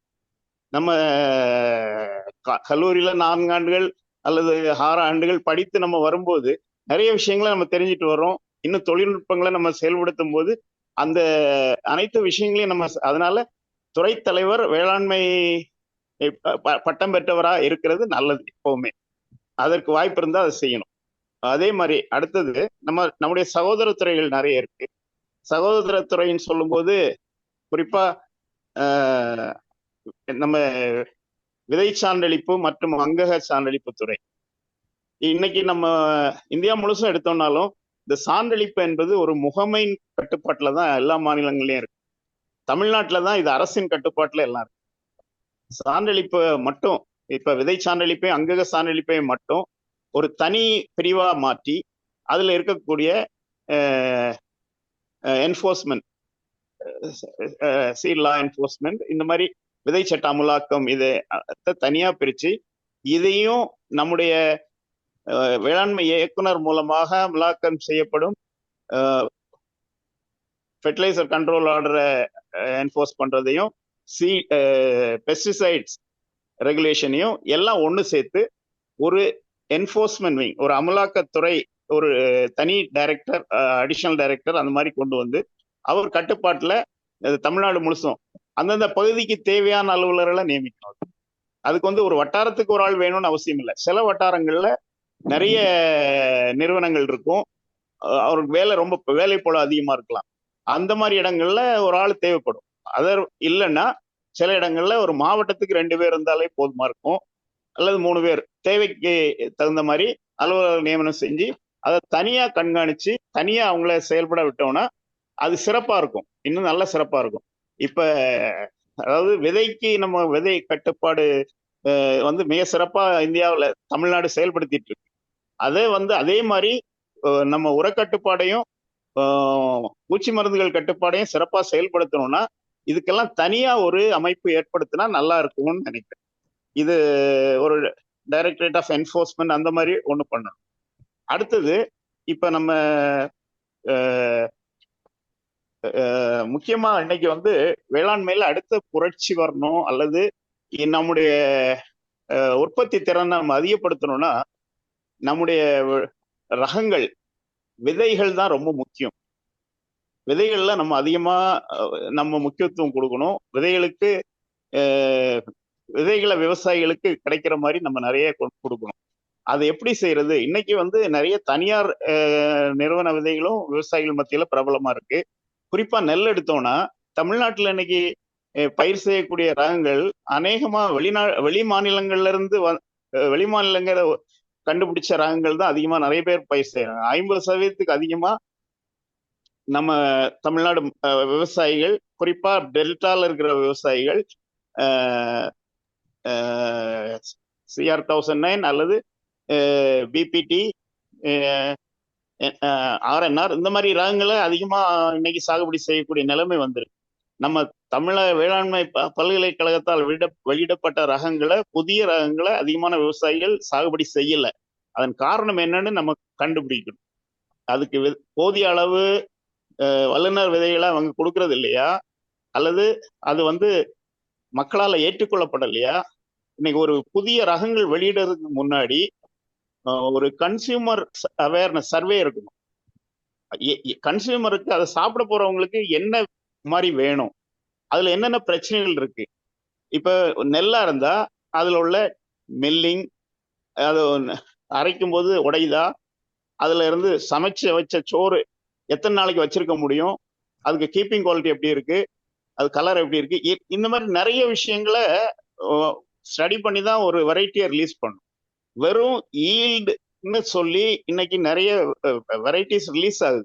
ஒவ்வொரு ஆண்டும் பார்த்தோம்னா நிறைய ரகங்களை வெளியிடுறாங்க. ஆனா அந்த ரகங்கள் வந்து யாரும் பயிர் செய்யறது இல்லை. அவங்க விவசாயிகள் மத்தியில அந்த எந்த ரகமும் பிரபலமா இல்லை. இதுக்கு இன்னொரு இது என்னன்னா, இப்ப பல ரகங்கள் நம்ம முன்னாடி நம்முடைய விஞ்ஞானிகள் தமிழ்நாடு வேளாண்மை பல்கலைக்கழகத்தின் மூலம் வெளியிடப்பட்ட பல ரகங்கள் இன்னைக்கும் விவசாயிகள் மத்தியில பிரபலமா இருக்கு. குறைந்த அளவுல சாகுபடி செய்யறாங்க. இன்னும் அதை நம்ம அதிகப்படுத்த முடியாத காரணம் என்னன்னா, அந்த சீட் செயின்ல, அதாவது மத்திய அரசின் கொள்கையினால அந்த விதைகளுக்கு மானியம் கொடுக்க இயலாத நிலை இருக்கு. 10 ஆண்டுகளுக்கு முன்னர் வெளியிடப்பட்ட ரகங்களை நம்முடைய விவசாயிகள் பயன்படுத்த முடியாத நிலைமையில இருக்கு. நம்மளும் அதை அதிக விதை உற்பத்தி செஞ்சு கொடுக்க முடியாது. காரணம் என்னன்னா, அரசின் கொள்கை அந்த மாதிரி இருக்கு. சமீபத்தில் வெளியிடப்பட்ட ரகங்களை மட்டும்தான் நம்ம வந்து ப்ரமோட் பண்ணணும்னு அரசு உத்தரவு இருக்கு. இன்னும் கூட நம்ம அரசின் திட்டங்கள்ல மானியத்துல கொடுக்கறதுக்கு சமீபத்தில் வெளியிடப்பட்ட ரகங்கள் மட்டும்தான் பயன்படுத்தணும். இப்ப சில ரகங்கள் 10 ஆண்டுகளுக்கு முன்னர் வெளியிடப்பட்டது, 20 ஆண்டுகளுக்கு முன்னாடி வெளியிடப்பட்டது, இன்னும் பிரபலமா விவசாயிகள் மத்தியில் இருக்கக்கூடிய ரகங்களை நம்ம மறு நோட்டிபிகேஷன், அதாவது ரீநோட்டிபிகேஷன் செய்யறதுக்கு சில முயற்சிகள் எடுக்கலாம். ஏன்னா அதுல இருக்கக்கூடிய நல்ல பண்புகள், இயல்புகள், அதை வந்து விவசாயிகளுக்கு நல்ல விருப்பமா இருக்கக்கூடிய ரகங்கள். குறிப்பா இப்ப நெல் எடுத்தோம்னா இன்னைக்கு கோ 51 சொல்லக்கூடிய ரகம் கொஞ்சம் நல்லா இருந்தது. அதுக்கு முன்னாடி ஏடிடி 43, 45 இதெல்லாம் வந்து விவசாயி மத்தியில பிரபலமா இருந்தது. அதிகமா வேணா விதை உற்பத்தி நடந்த ரகங்கள். ஆனா இன்னைக்கு வந்து அந்த விதைகளை விவசாயிகளுக்கு நம்ம துறை மூலமா கொடுக்க முடியாத நிலை இருக்கிறதுனால அந்த ரகங்கள் எல்லாம் இப்போ விவசாயிகளுக்கு, ஆனா இன்னைக்கு வரக்கூடிய ரகங்களை விவசாயிகள் ஏற்றுக்கொள்ள மாட்டேங்கிறாங்க. அதுல இருந்து விதை உற்பத்தியே செய்ய முடியல, குறிப்பா நெல்லுல. அதே மாதிரி நிலக்கடலை எடுத்தோம்னா TMV 7 சொல்லக்கூடிய ரகம் ஒரு சிறந்த ரகம், வறட்சியை தாங்கி வளரக்கூடியது, இன்னும் நல்ல எண்ணெய் சத்து உள்ளது, விவசாயிகள் மத்தியில பிரபலமான ரகம். பல பகுதிகளில் அதிகமா இன்னும் அந்த ரகத்தை தான் விவசாயிகள் விரும்புறாங்க. அவங்களே விதைய வச்சு தனியார் அவங்களே எடுத்து பயன்படுத்துறாங்க. இன்னைக்கு நம்ம அதிகமான விதை கொடுக்கறது இல்லை. அப்படி இருக்கும்போது அந்த ரகத்தை எல்லாம் நம்ம எடுத்து திரும்ப நோட்டிஃபை பண்ணலாம், திரும்ப அறிவிக்கை செஞ்சு, அரசிதழ்ல அறிவிக்கை செஞ்சு திரும்ப விவசாயிகளுக்கு புதிய நம்ம சீட் செயின், அதாவது சீட் செயின்ல கொண்டு வந்தோம்னா விவசாயிகளுக்கு அது பயன்படுத்தக்கூடிய ஒரு வாய்ப்பு இருக்கு, உற்பத்தியை பெருக்க முடியும். இன்னைக்கும் நிறைய புதிய ரகங்கள் வருது. புதிய ரகங்கள் வந்தாலும் அந்த ரகங்களை வந்து அவங்களால அதுக்கு தேவையான வல்லுநர் விதை கிடைக்காதனாலும் அந்த உற்பத்தியில சில பிரச்சனைகள் இருப்பதனாலையும் விவசாயிகள் அதை வந்து விரும்பல. அதனால அந்த விதையை பொறுத்தவரையில ரீநோட்டிபிகேஷன் ரொம்ப முக்கியம். அடுத்தது நல்ல இந்த மாதிரி விதைகள் விவசாயிகள் உற்பத்தி செய்யும் பொருட்களுக்கு நல்ல விலை கிடைப்பதில்ல. இப்ப பிரைஸ் சப்போர்ட் ஸ்கீம் எல்லாம் நிறைய நம்ம அனௌன்ஸ் பண்றோம், கொப்ராக்கு சொல்றோம், அதே மாதிரி பல்சஸ்க்கு, ஆயில் சீடுக்கெல்லாம் கொண்டு வந்திருக்கோம். இது இன்னும் நிறைய பகுதிகளில் அதிகமா விளையக்கூடியது பகுதிகள். சில அறுவடை நேரங்கள்ல விவசாயிகள் வந்து இந்த பிரைஸ் சப்போர்ட் ஸ்கீமோ அரசாங்கத்தினுடைய அந்த மினிமம் சப்போர்ட் பிரைஸை விட ரொம்ப குறைந்த விலைக்கு வியாபாரிகளுக்கு விற்பனை செய்யக்கூடிய ஒரு நிலையில இருக்காங்க. இது வந்து எனக்கு ராமநாதபுரத்துல நான் வந்து நிறைய விவசாயிகள், நெல் விவசாயிகள், அவங்களால அதை நெல்லை கொண்டு போய் ஒரு டைரக்ட் ப்ரொக்யூர்மெண்ட் சென்டர்ல கொண்டு போய் கொடுத்து அவங்களால விற்க முடியல. அவங்க ஏற்கனவே ஒரு வியாபாரிகிட்ட கடன் வாங்கிடுறாங்க. அந்த அவன் அறுக்கும் போது அவன் வந்து நிக்கிறான், அவனே எடுத்துட்டு போயிடறான். அவன் ஒரு டைரக்ட் ப்ரொக்யூர்மெண்ட் சென்டர்ல ஒரு மூட்டைக்கு 1200 ரூபாய் கொடுப்பான்னா இவன் 800 ரூபாய்க்கு எடுத்துட்டு போயிடறான். அந்த மாதிரி ஒரு டிஸ்ட்ரஸ் சேல் இருக்கு. இந்த டிஸ்ட்ரஸ் சேல் வந்து இருக்கக்கூடாது. இதை தடுக்கிறதுக்கு நம்ம ஏதாவது முயற்சிகள் செய்யணும். எல்லா விவசாயிகள்கிட்ட இருந்து நம்மளால கொள்முதல் செய்யக்கூடிய ஒரு இலகுவான ஒரு இதை நம்ம செய்யணும். இன்னும் ப்ரொக்யூர்மெண்ட் சென்டருக்கு விவசாயிகள் கொண்டு போகும்போதும் அங்க 2 நாள் 3 நாள் காக்க வைக்கிறாங்க. மூட்டை 65 கிலோ மூட்டையில இவங்க கொண்டு போவாங்க. அங்க கொண்டு போனா 40 கிலோ மூட்டைன்னு மாத்துங்க. இதுக்கெல்லாம் அவங்களுக்கு செலவுகள் இருக்கு. ஒரு மூட்டைக்கு 40 ரூபா மாத்துறதுக்கெல்லாம் செலவாகுது. இது வந்து எல்லா இடத்துலயும் எத்தனையோ பிரச்சனைகள் இருக்கு. இது நீதிமன்றம் வரைக்கும் இது போயிடுச்சு. இருந்தாலும் அதை மாற்றவே முடியாது. இன்னைக்கு அந்த ப்ரொக்யூர்மெண்ட்ல என்னதான் நம்ம பேசினாலும் எந்த ப்ரொக்யூர்மெண்ட் சென்டர்லையும் ஒரு மூட்டைக்கு 40 ரூபா வாங்காம ப்ரொக்யூர்மெண்ட் நடக்கிறது இல்லை. இதுதான் நடக்குது. இதை எப்படியாவது இதை மாற்றணும், இந்த சிஸ்டத்தை மாற்றணும். இதுக்கு அரசாங்கம் ஏதாவது முயற்சி செய்யணும். இன்னைக்கு நம்ம என்னதான் நம்ம சொன்னாலும் சரி, எல்லா மாவட்டத்திலையும் இது வந்து காமன். தஞ்சாவூர்ல இருந்து எனக்கு ராமநாதபுரத்துல நான் நேரடியா நிறைய பார்த்துருக்கேன். கலெக்டரே கூட்டிட்டு போய் நிறைய இடத்துல காமிச்சோம். ஆனா டிபிசில இருக்கிறவங்க காசு வாங்காம எந்த இதுவும் செய்ய மாட்டாங்க. அவங்களுக்கு கேட்டா அவங்களுக்கு எனக்கு நிறைய பிரச்சனை இருக்குன்னு சொல்றாங்க. அவங்களுக்கு இருக்க பிரச்சனை உண்மையே இருக்கும். அப்ப அந்த பிரச்சனைகளை தீர்க்கிறதுக்கு ஏதாவது வழி அரசாங்கம் செய்யணும். சில இடங்கள்ல மூட்டையே இதே இருக்காது, சாக்கு பையே இருக்காது. அந்த மாதிரி பிரச்சனை இருக்கு. இதுல விவசாயிகளுக்கு பல்வேறு இடர்பாடுகள் இருக்கு. இன்னொன்னு, அந்த ப்ரொக்யூர்மெண்ட் பண்ற இடத்துல குடவுன் கிடையாது. மழை பெஞ்சுன்னா எல்லாம் நனையுது. விவசாயி கொண்டு வைக்கிறான், நிறைய மூட்டை மூட்டையா வச்சிருப்பான் ரோட்ல. மழை பெஞ்சு திடீர்னு மழை வரும், எல்லாமே நனைஞ்சு போகும். நாளைக்கு அந்த இதெல்லாமே ப்ரொக்யூர்மெண்ட் பண்ணோம், அது ஈரப்பதம் அதிகமா போயிடுச்சுன்னா அதுலயும் பிரச்சனை, விவசாயியால கொடுக்க முடியல. இதுக்கெல்லாம் நிறைய ஏதாவது இது சேஞ்ச் வேணும். அடுத்தது இப்ப ரிசர்ச்ல நம்ம ஏற்கனவே சொன்னோம், இப்ப நிறைய சேஞ்சஸ் வரணும். இப்ப நமக்கு தேவையான ரகங்களை ரிசர்ச் பண்ணி வர்றதுக்கு நம்ம யூனிவர்சிட்டிக்கு சில மேண்டேட் இருக்கணும். என்ன மாதிரி ரகங்கள் வேணும்? இப்ப சில குறிப்பிட்ட ரகங்கள் உலக அளவுலயும் வெளி மாநிலங்கள்லயும் நல்லா பர்ஃபார்ம் பண்ணிட்டு இருக்கு. இப்ப அந்த மாதிரி ரகங்கள் தனியார் வந்து நிறைய ஜெர்ம்பிளாசம் கொண்டு வராங்க எல்லா பயிர்களையும், குறிப்பா தோட்டக்கலை பயிர்கள்ல அரசு வெளியிடக்கூடிய ரகங்கள் எதையுமே விவசாயிகள் சாகுபடி செய்வது இல்லை. இன்னைக்கு விவசாயிகள் சாகுபடி செய்யற அனைத்து ரகங்களும் தனியார் ரகங்கள். அப்ப நம்ம ஒரு பெரிய தோட்டக்கலை துறை வச்சிருக்கிறோம், தனியார்கிட்ட இருந்து விதையை வாங்கி கொடுக்குறோம், அதுதான் நம்ம பண்ணிட்டு இருக்கிறோம். இதை வந்து மாத்தணும். இதுக்கு என்ன மாறுதல் நம்ம செய்ய முடியும்? தக்காளியா இருந்தாலும் சரி, வெண்டைக்காயா இருந்தாலும் சரி, கத்திரியா இருந்தாலும் சரி, என்ன வெரைட்டி, என்ன வெஜிடபிளா இருந்தாலும் சரி, அரசின் நம்ம நம்ம ரிசர்ச்ல, நம்ம பல்கலைக்கழகத்தின் மூலமா எந்த விதையும் நம்ம வழங்குறது மட்டும் இல்ல, இந்த விதைகளுக்கெல்லாம் நோட்டிபிகேஷனே கிடையாது. விதை சட்டத்தின்படி இந்த விதைகள் அந்த நோட்டிஃபை ஆகியிருக்கணும். நோட்டிஃபை ஆனாதான் அந்த விதைகளை நம்ம கொடுக்க முடியும். துறை மூலமா நோட்டிஃபை பண்றதுக்கே அவங்க ஒரு முயற்சி எடுக்கிறது இல்லை. அதனால தோட்டக்கலை பயிர்களை பொறுத்தவரையில இன்னைக்கு அது ஊட்டியில சாகுபடி செய்யக்கூடிய கேரட், பீட்ரூட், கேபேஜ் இந்த மாதிரி விதைகளா இருந்தாலும் சரி, நம்ம சமவெளி பகுதிகளில் சாகுபடி செய்யக்கூடிய அனைத்து காய்கறி பயிர்களா இருந்தாலும் சரி, அந்த காலத்துல சில ரகங்கள் இருந்தது. இன்னைக்கு ரகங்கள் சாகுபடி செய்வதை விவசாயிகள் ரொம்ப குறைச்சிட்டாங்க. அநேக விவசாயிகள் என்ன பண்றாங்கன்னா வீரிய விதைகளை தான் விரும்புறாங்க. இந்த வீரிய விதைகளை அரசு கொடுக்கறது இல்லை. தனியார் வீரிய ரகங்களுக்கு ஒப்பான எந்த ரகமும் நம்முடைய அரசின் விதை இதுல இல்லை, விதை செயின்ல சீட் சப்ளையே கிடையாது. இது ஏன்? எவ்வளவு விஞ்ஞானிகள் இருக்காங்க, இவங்க வந்து எவ்வளவோ ரகங்களை கண்டுபிடிச்சதா சொல்றாங்க. அந்த விதைகள் எதுவுமே நம்ம சீட் செயின்லயே இல்லை. நம்ம தோட்டக்கலைத்துறையே எதுவுமே கொடுக்கறது இல்லையே. எந்த இதையுமே வெளியே இருந்தா தனியார்ட்ட தான் வாங்கி கொடுக்குறாங்க. குறிப்பா இப்ப அந்த வெங்காயம், சின்ன வெங்காயத்துல ஒரு ரகம் இருக்கு, கோஆன் 5ன்னு சொல்றாங்க. அது வந்து ரொம்ப கொஞ்சம் பாப்புலரா இருக்கு. ஆனா அந்த ரகத்தை கூட இவங்க நோட்டிஃபை பண்ணாம இருக்காங்க. இன்னும் அறிவிக்கை செய்யப்படாததுனால அந்த ரகங்க வந்து இன்னும் விவசாயிகள் மத்தியில இன்னும் விதை உற்பத்தியே அதிகமா செய்ய முடியல. எந்த விதையுமே முதல்ல விதை சட்டத்தினர் பிரிவு 5 படி நோட்டிஃபை பண்ணாதான் அறிவிக்கைக்கு கொண்டு போக முடியும். அது அறிவிக்கை வந்து ஒரு பகுதிக்கும் செய்யலாம், நாடு முழுதும் கூட அறிவிக்கை செய்யலாம். அந்த மாதிரி அறிவிக்கை செய்யக்கூடிய அளவுல நிறைய விதைகளை உற்பத்தி செய்யணும். அந்த மாதிரி நம்முடைய தோட்டக்கலை துறை மூலமா அதை வேளாண்மை பல்கலைக்கழகம் மூலமா செஞ்சு அதை வந்து தோட்டக்கலை துறை மூலமா விநியோகம் செய்வதற்கு இன்னைக்கு தனியார் ரகங்கள் கொடுக்குறாங்க, நல்ல ரகங்கள் தான் கொடுக்குறாங்க மார்க்கெட்ல இருந்து. பட் அதை வந்து நம்மளே அரசாங்கமே அதுக்கு ஒரு முயற்சி எடுக்கணும் நம்ம சொல்லலாம்.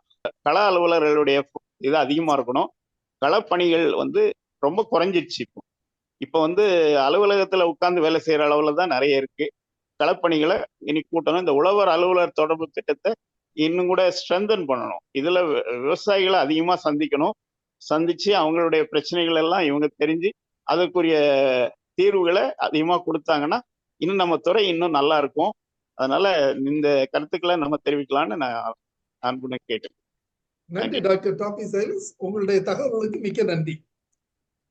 அதாவது டாக்டர் டாம் அவர்கள் தெரிவிக்கும் போது விவசாய அலுவலர் தொடர்பு திட்டம் என்ற திட்டம் செயல்படுத்தப்பட்டு வருகிறது, அது சிறப்பாக செயல்படுத்தப்பட வேண்டும் என்ற தனது கருத்தை தெரிவித்ததுடன் களப்பணியாளர்களின் குறைபாடுகள், அதாவது தட்டுப்பாடு இல்லாமல் அந்த களப்பணியாளர்கள் பணியில் இருக்க வேண்டும், அதன் அவசியம் என்ன என்பது தொடர்பான தனது கருத்துக்களை தெரிவித்தார். குறிப்பாக 800 பண்ணை குடும்பங்களுக்கு ஒரு களப்பணியாளர் கண்டிப்பாக இருக்கணும் அது அப்படிங்கிற தனது கருத்தை தெரிவித்திருக்கிறாரு. தென் அதே மாதிரி இன்னொரு கருத்து அவர் சொன்னது என்னன்னா, தோட்டக்கலைத்துறை, கால்நடைத்துறை, அத மாதிரி வேளாண்மை துறை, வணிகத்துறை எல்லாமே களப்பணியாளர்கள் வச்சிருக்காங்க. அது வந்து நிறைய களப்பணியாளர்கள் இருக்கிற மாதிரி இருந்தாலும் எல்லாரும் எல்லா ஏரியாலையும் போய் செய்யறதுக்கு பணி செய்யறதுக்கு இயலாமல் இருக்கிறதுனால ஒரே பணியாளர் எல்லா பணிகளையும் செய்யற மாதிரி அவருக்கு தகுந்த தேவையான இன்புட் தகவல்களை வழங்கி அவர் வந்து தன்னுடைய பகுதியில எல்லா பணிகளையும் செய்யறதுக்கு அவரை தயார்படுத்த வேண்டும் அப்படிங்கிற ஒரு தன்னுடைய கருத்தை தெரிவித்திருக்கிறாரு. அதே போல வேளாண்மை இணை இயக்குனர் மாவட்டத்தில் உள்ள பண்ணை குடும்பத்தின் தலைவராக இருக்கிறார். ஏன்னா மற்ற துறைகள் எல்லாமே சகோதர துறைகள் எல்லாமே துணை இயக்குனர் பதவியில இருந்தாலும் வேளாண்மை துறையின் தலைவர் தான் இணை இயக்குனர் பதவியில இருக்கிறார். சோ அவர் வந்து இதர சகோதர துறைகளையும் கட்டுப்படுத்துவது என்பது என்ன, அந்த பணிகளையும் சிறப்பாக செயல்படுத்திட ஒருங்கிணைந்து செயல்படுத்திட அவருக்கு அதிகாரங்கள் வழங்கப்பட வேண்டும் என்ற கருத்தை தெரிவித்திருக்கிறாரு. அதே போல வேளாண்மை இயக்குனர் போன்ற தலைமை பகுதி பணியிடங்கள் வந்து தொழில்நுட்ப அலுவலர்களாத்தான் இருக்கணும். ஏன்னா பல மாநிலங்கள்ல தொழில்நுட்ப அலுவலர்கள் இருக்காங்க, பல ஆண்டுகளாக திறமையாக செயல்பட்டு வருகிறார்கள் என்ற தனது கருத்தை தெரிவிச்சிருக்கிறாரு. அதே போல விதை சான்றளிப்பு துறையில எல்லா மாநிலங்கள்லயும் இருக்கிற மாதிரி அதை ஒரு ஏஜென்சியாவே செயல்படுத்தலாம். அதே மாதிரி அதுல உள்ள விதை ஆய்வு திட்டத்தை மட்டும், விதை ஆய்வாளர் பணியிடத்தை மட்டும் என்போர்ஸ்மெண்ட் டைரக்டரேட் என்ற துறையின் கீழ் கொண்டு வந்து தர கட்டுப்பாட்டு அலுவலராக இது இந்த பூச்சி மருந்துகள், உர கட்டுப்பாடு, அதே போல விதை கட்டுப்பாடு எல்லாத்தையும் சேர்த்து ஒரே துறையாக கொண்டு வரலாம் என்ற தனது கருத்தை தெரிவித்திருக்கிறாரு. அதே போல விதையின் தரம் மிக முக்கியம். ஆனா வந்து நாம வந்து நம்ம துறையில, அதாவது நமது பல்கலைக்கழகத்துல, தமிழ்நாடு குறிப்பாக தமிழ்நாடு வேளாண்மை பல்கலைக்கழகத்துல உற்பத்தி செய்யப்படுகிற, உருவாக்கப்படுகிற, கண்டுபிடிக்கிற ரகங்கள் வந்து அதிக அளவுல விவசாயிகளால் போற்றப்படுவதில்லை, பயன்படுத்தப்படுவதில்லை என்ற கருத்தை தெரிவிச்சிருக்கிறார். அதாவது வெளி மாநிலங்கள்ல உள்ள கண்டுபிடிப்புகளான ரகங்கள் தான் தமிழகத்துல அதிக அளவுல பயன்படுத்தப்படுகிறது. சோ அதுக்கு காரணம் என்ன? நமது வந்து கண்டுபிடிப்புகள்ல குறைபாடா, அல்லது விவசாயியின் தேவைக்கு தக்க நமது கண்டுபிடிப்புகள் இல்லையா, அல்லது அதுல என்ன குறை? அதாவது வேகாம சீக்கிரம் வேகாத அரிசியா, நெல்லா இருந்தால் சீக்கிரம் வேகாம இருக்குதா, அல்லது சுவை இல்லாம இருக்குதா, அல்லது அது இந்த களியாகி விடுதா, எந்த குறை என்பதை ஆராய்ந்து அதுக்கு தக்க பயனுள்ள ஆராய்ச்சிகள் மேற்கொள்ளப்பட வேண்டும். அதன் மூலம் விவசாய சமுதாயத்திற்கு உதவி செய்ய வேண்டும் என்ற தனது கருத்தை தெரிவிச்சிருக்கிறாரு. அதுலயும் என்ன ஒண்ணு, அந்த துறை மூலம் விநியோகம் செய்யப்படுகிற ரகங்கள் வந்து அதுல வந்து மானியம் வந்து புதிய ரகங்களுக்கு மட்டும்தான் நாம கொடுத்துட்டு இருக்கோம். அது மத்திய அரசின் திட்டத்தின்படி. ஆனா வந்து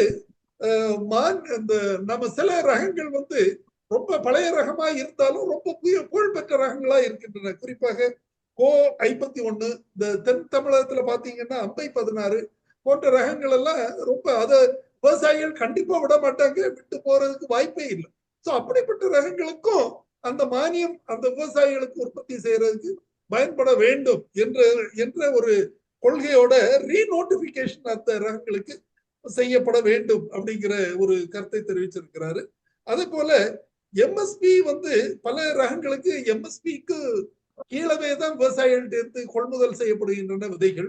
அது காரணம் என்னன்னா, அவங்களுக்கு வந்து நிறைய இடங்கள்ல வந்து அந்த கடன்களை வாங்கி அதை அறுவடையின் போது அந்த விவசாயிகள் வந்து நேரடியா வியாபாரிகிட்ட கொடுக்க இயலாம இந்த கடன் கொடுத்த முதலீட்டாளர்கள் மூலமா கொடுக்கறதுனால கிடைக்க வேண்டிய நிதி ஆதாரம் அவங்களுக்கு கிடைக்காம போகுது. டிஸ்ட்ரஸ் சேல் அதிகமா நடைபெறுகிறது. அதை தவிர்க்கிறதுக்கு அல்லது தடுக்கிறதுக்கு அரசு முனைப்பு செய்ய வேண்டும் என்ற தனது கருத்தை தெரிவிச்சிருக்கிறாரு.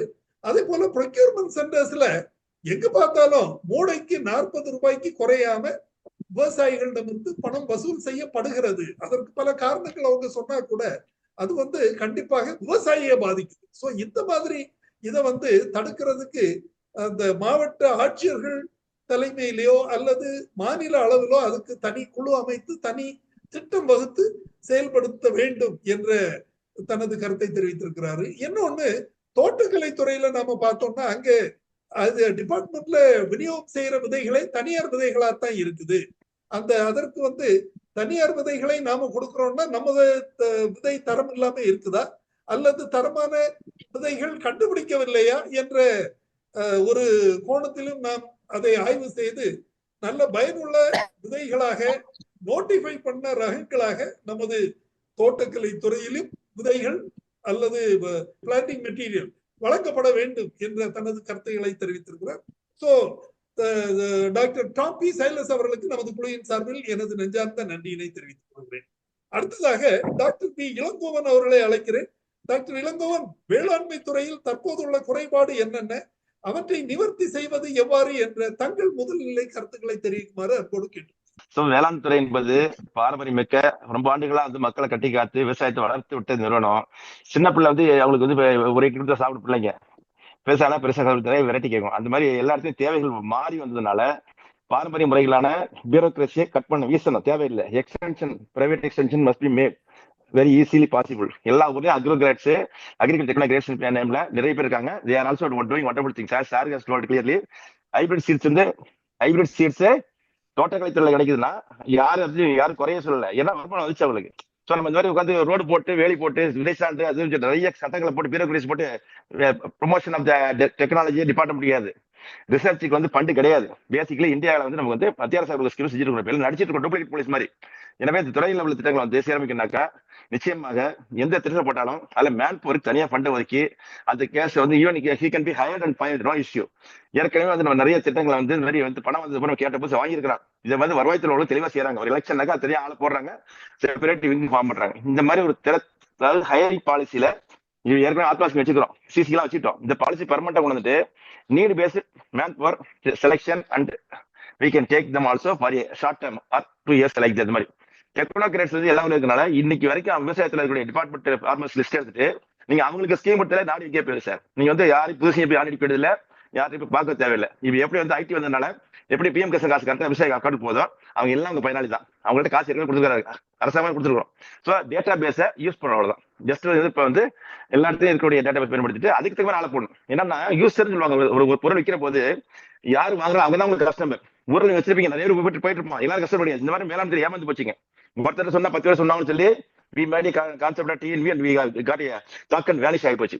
இன்னொன்னு, ஒரு குருடியை தண்ணி கொடுத்து 8 பேர் வணக்கிட்ட மாதிரி ஒரு ஃபீல்டு உள்ள ஒருத்தர் வச்சுக்கிட்டு அவர் 7 பேர் பாப்பாங்கன்னு சொல்லி சூப்பர்வைசர் கேட்டகரி அதிகம் நாசம் பண்ணிட்டோம். இதை தவிர டெக்னாலஜி என்னன்னு தெரியாம இன்னைக்கு வரைக்கும் இருக்கக்கூடிய ஒரு இருட்டான சூழ்நிலை விவசாயிகளுக்கும் உண்டாக்குறது காரணமே அந்த ஸ்பூன் ஃபீடிங் மாதிரி மெத்தடாலஜி வச்சதுனாலதான்.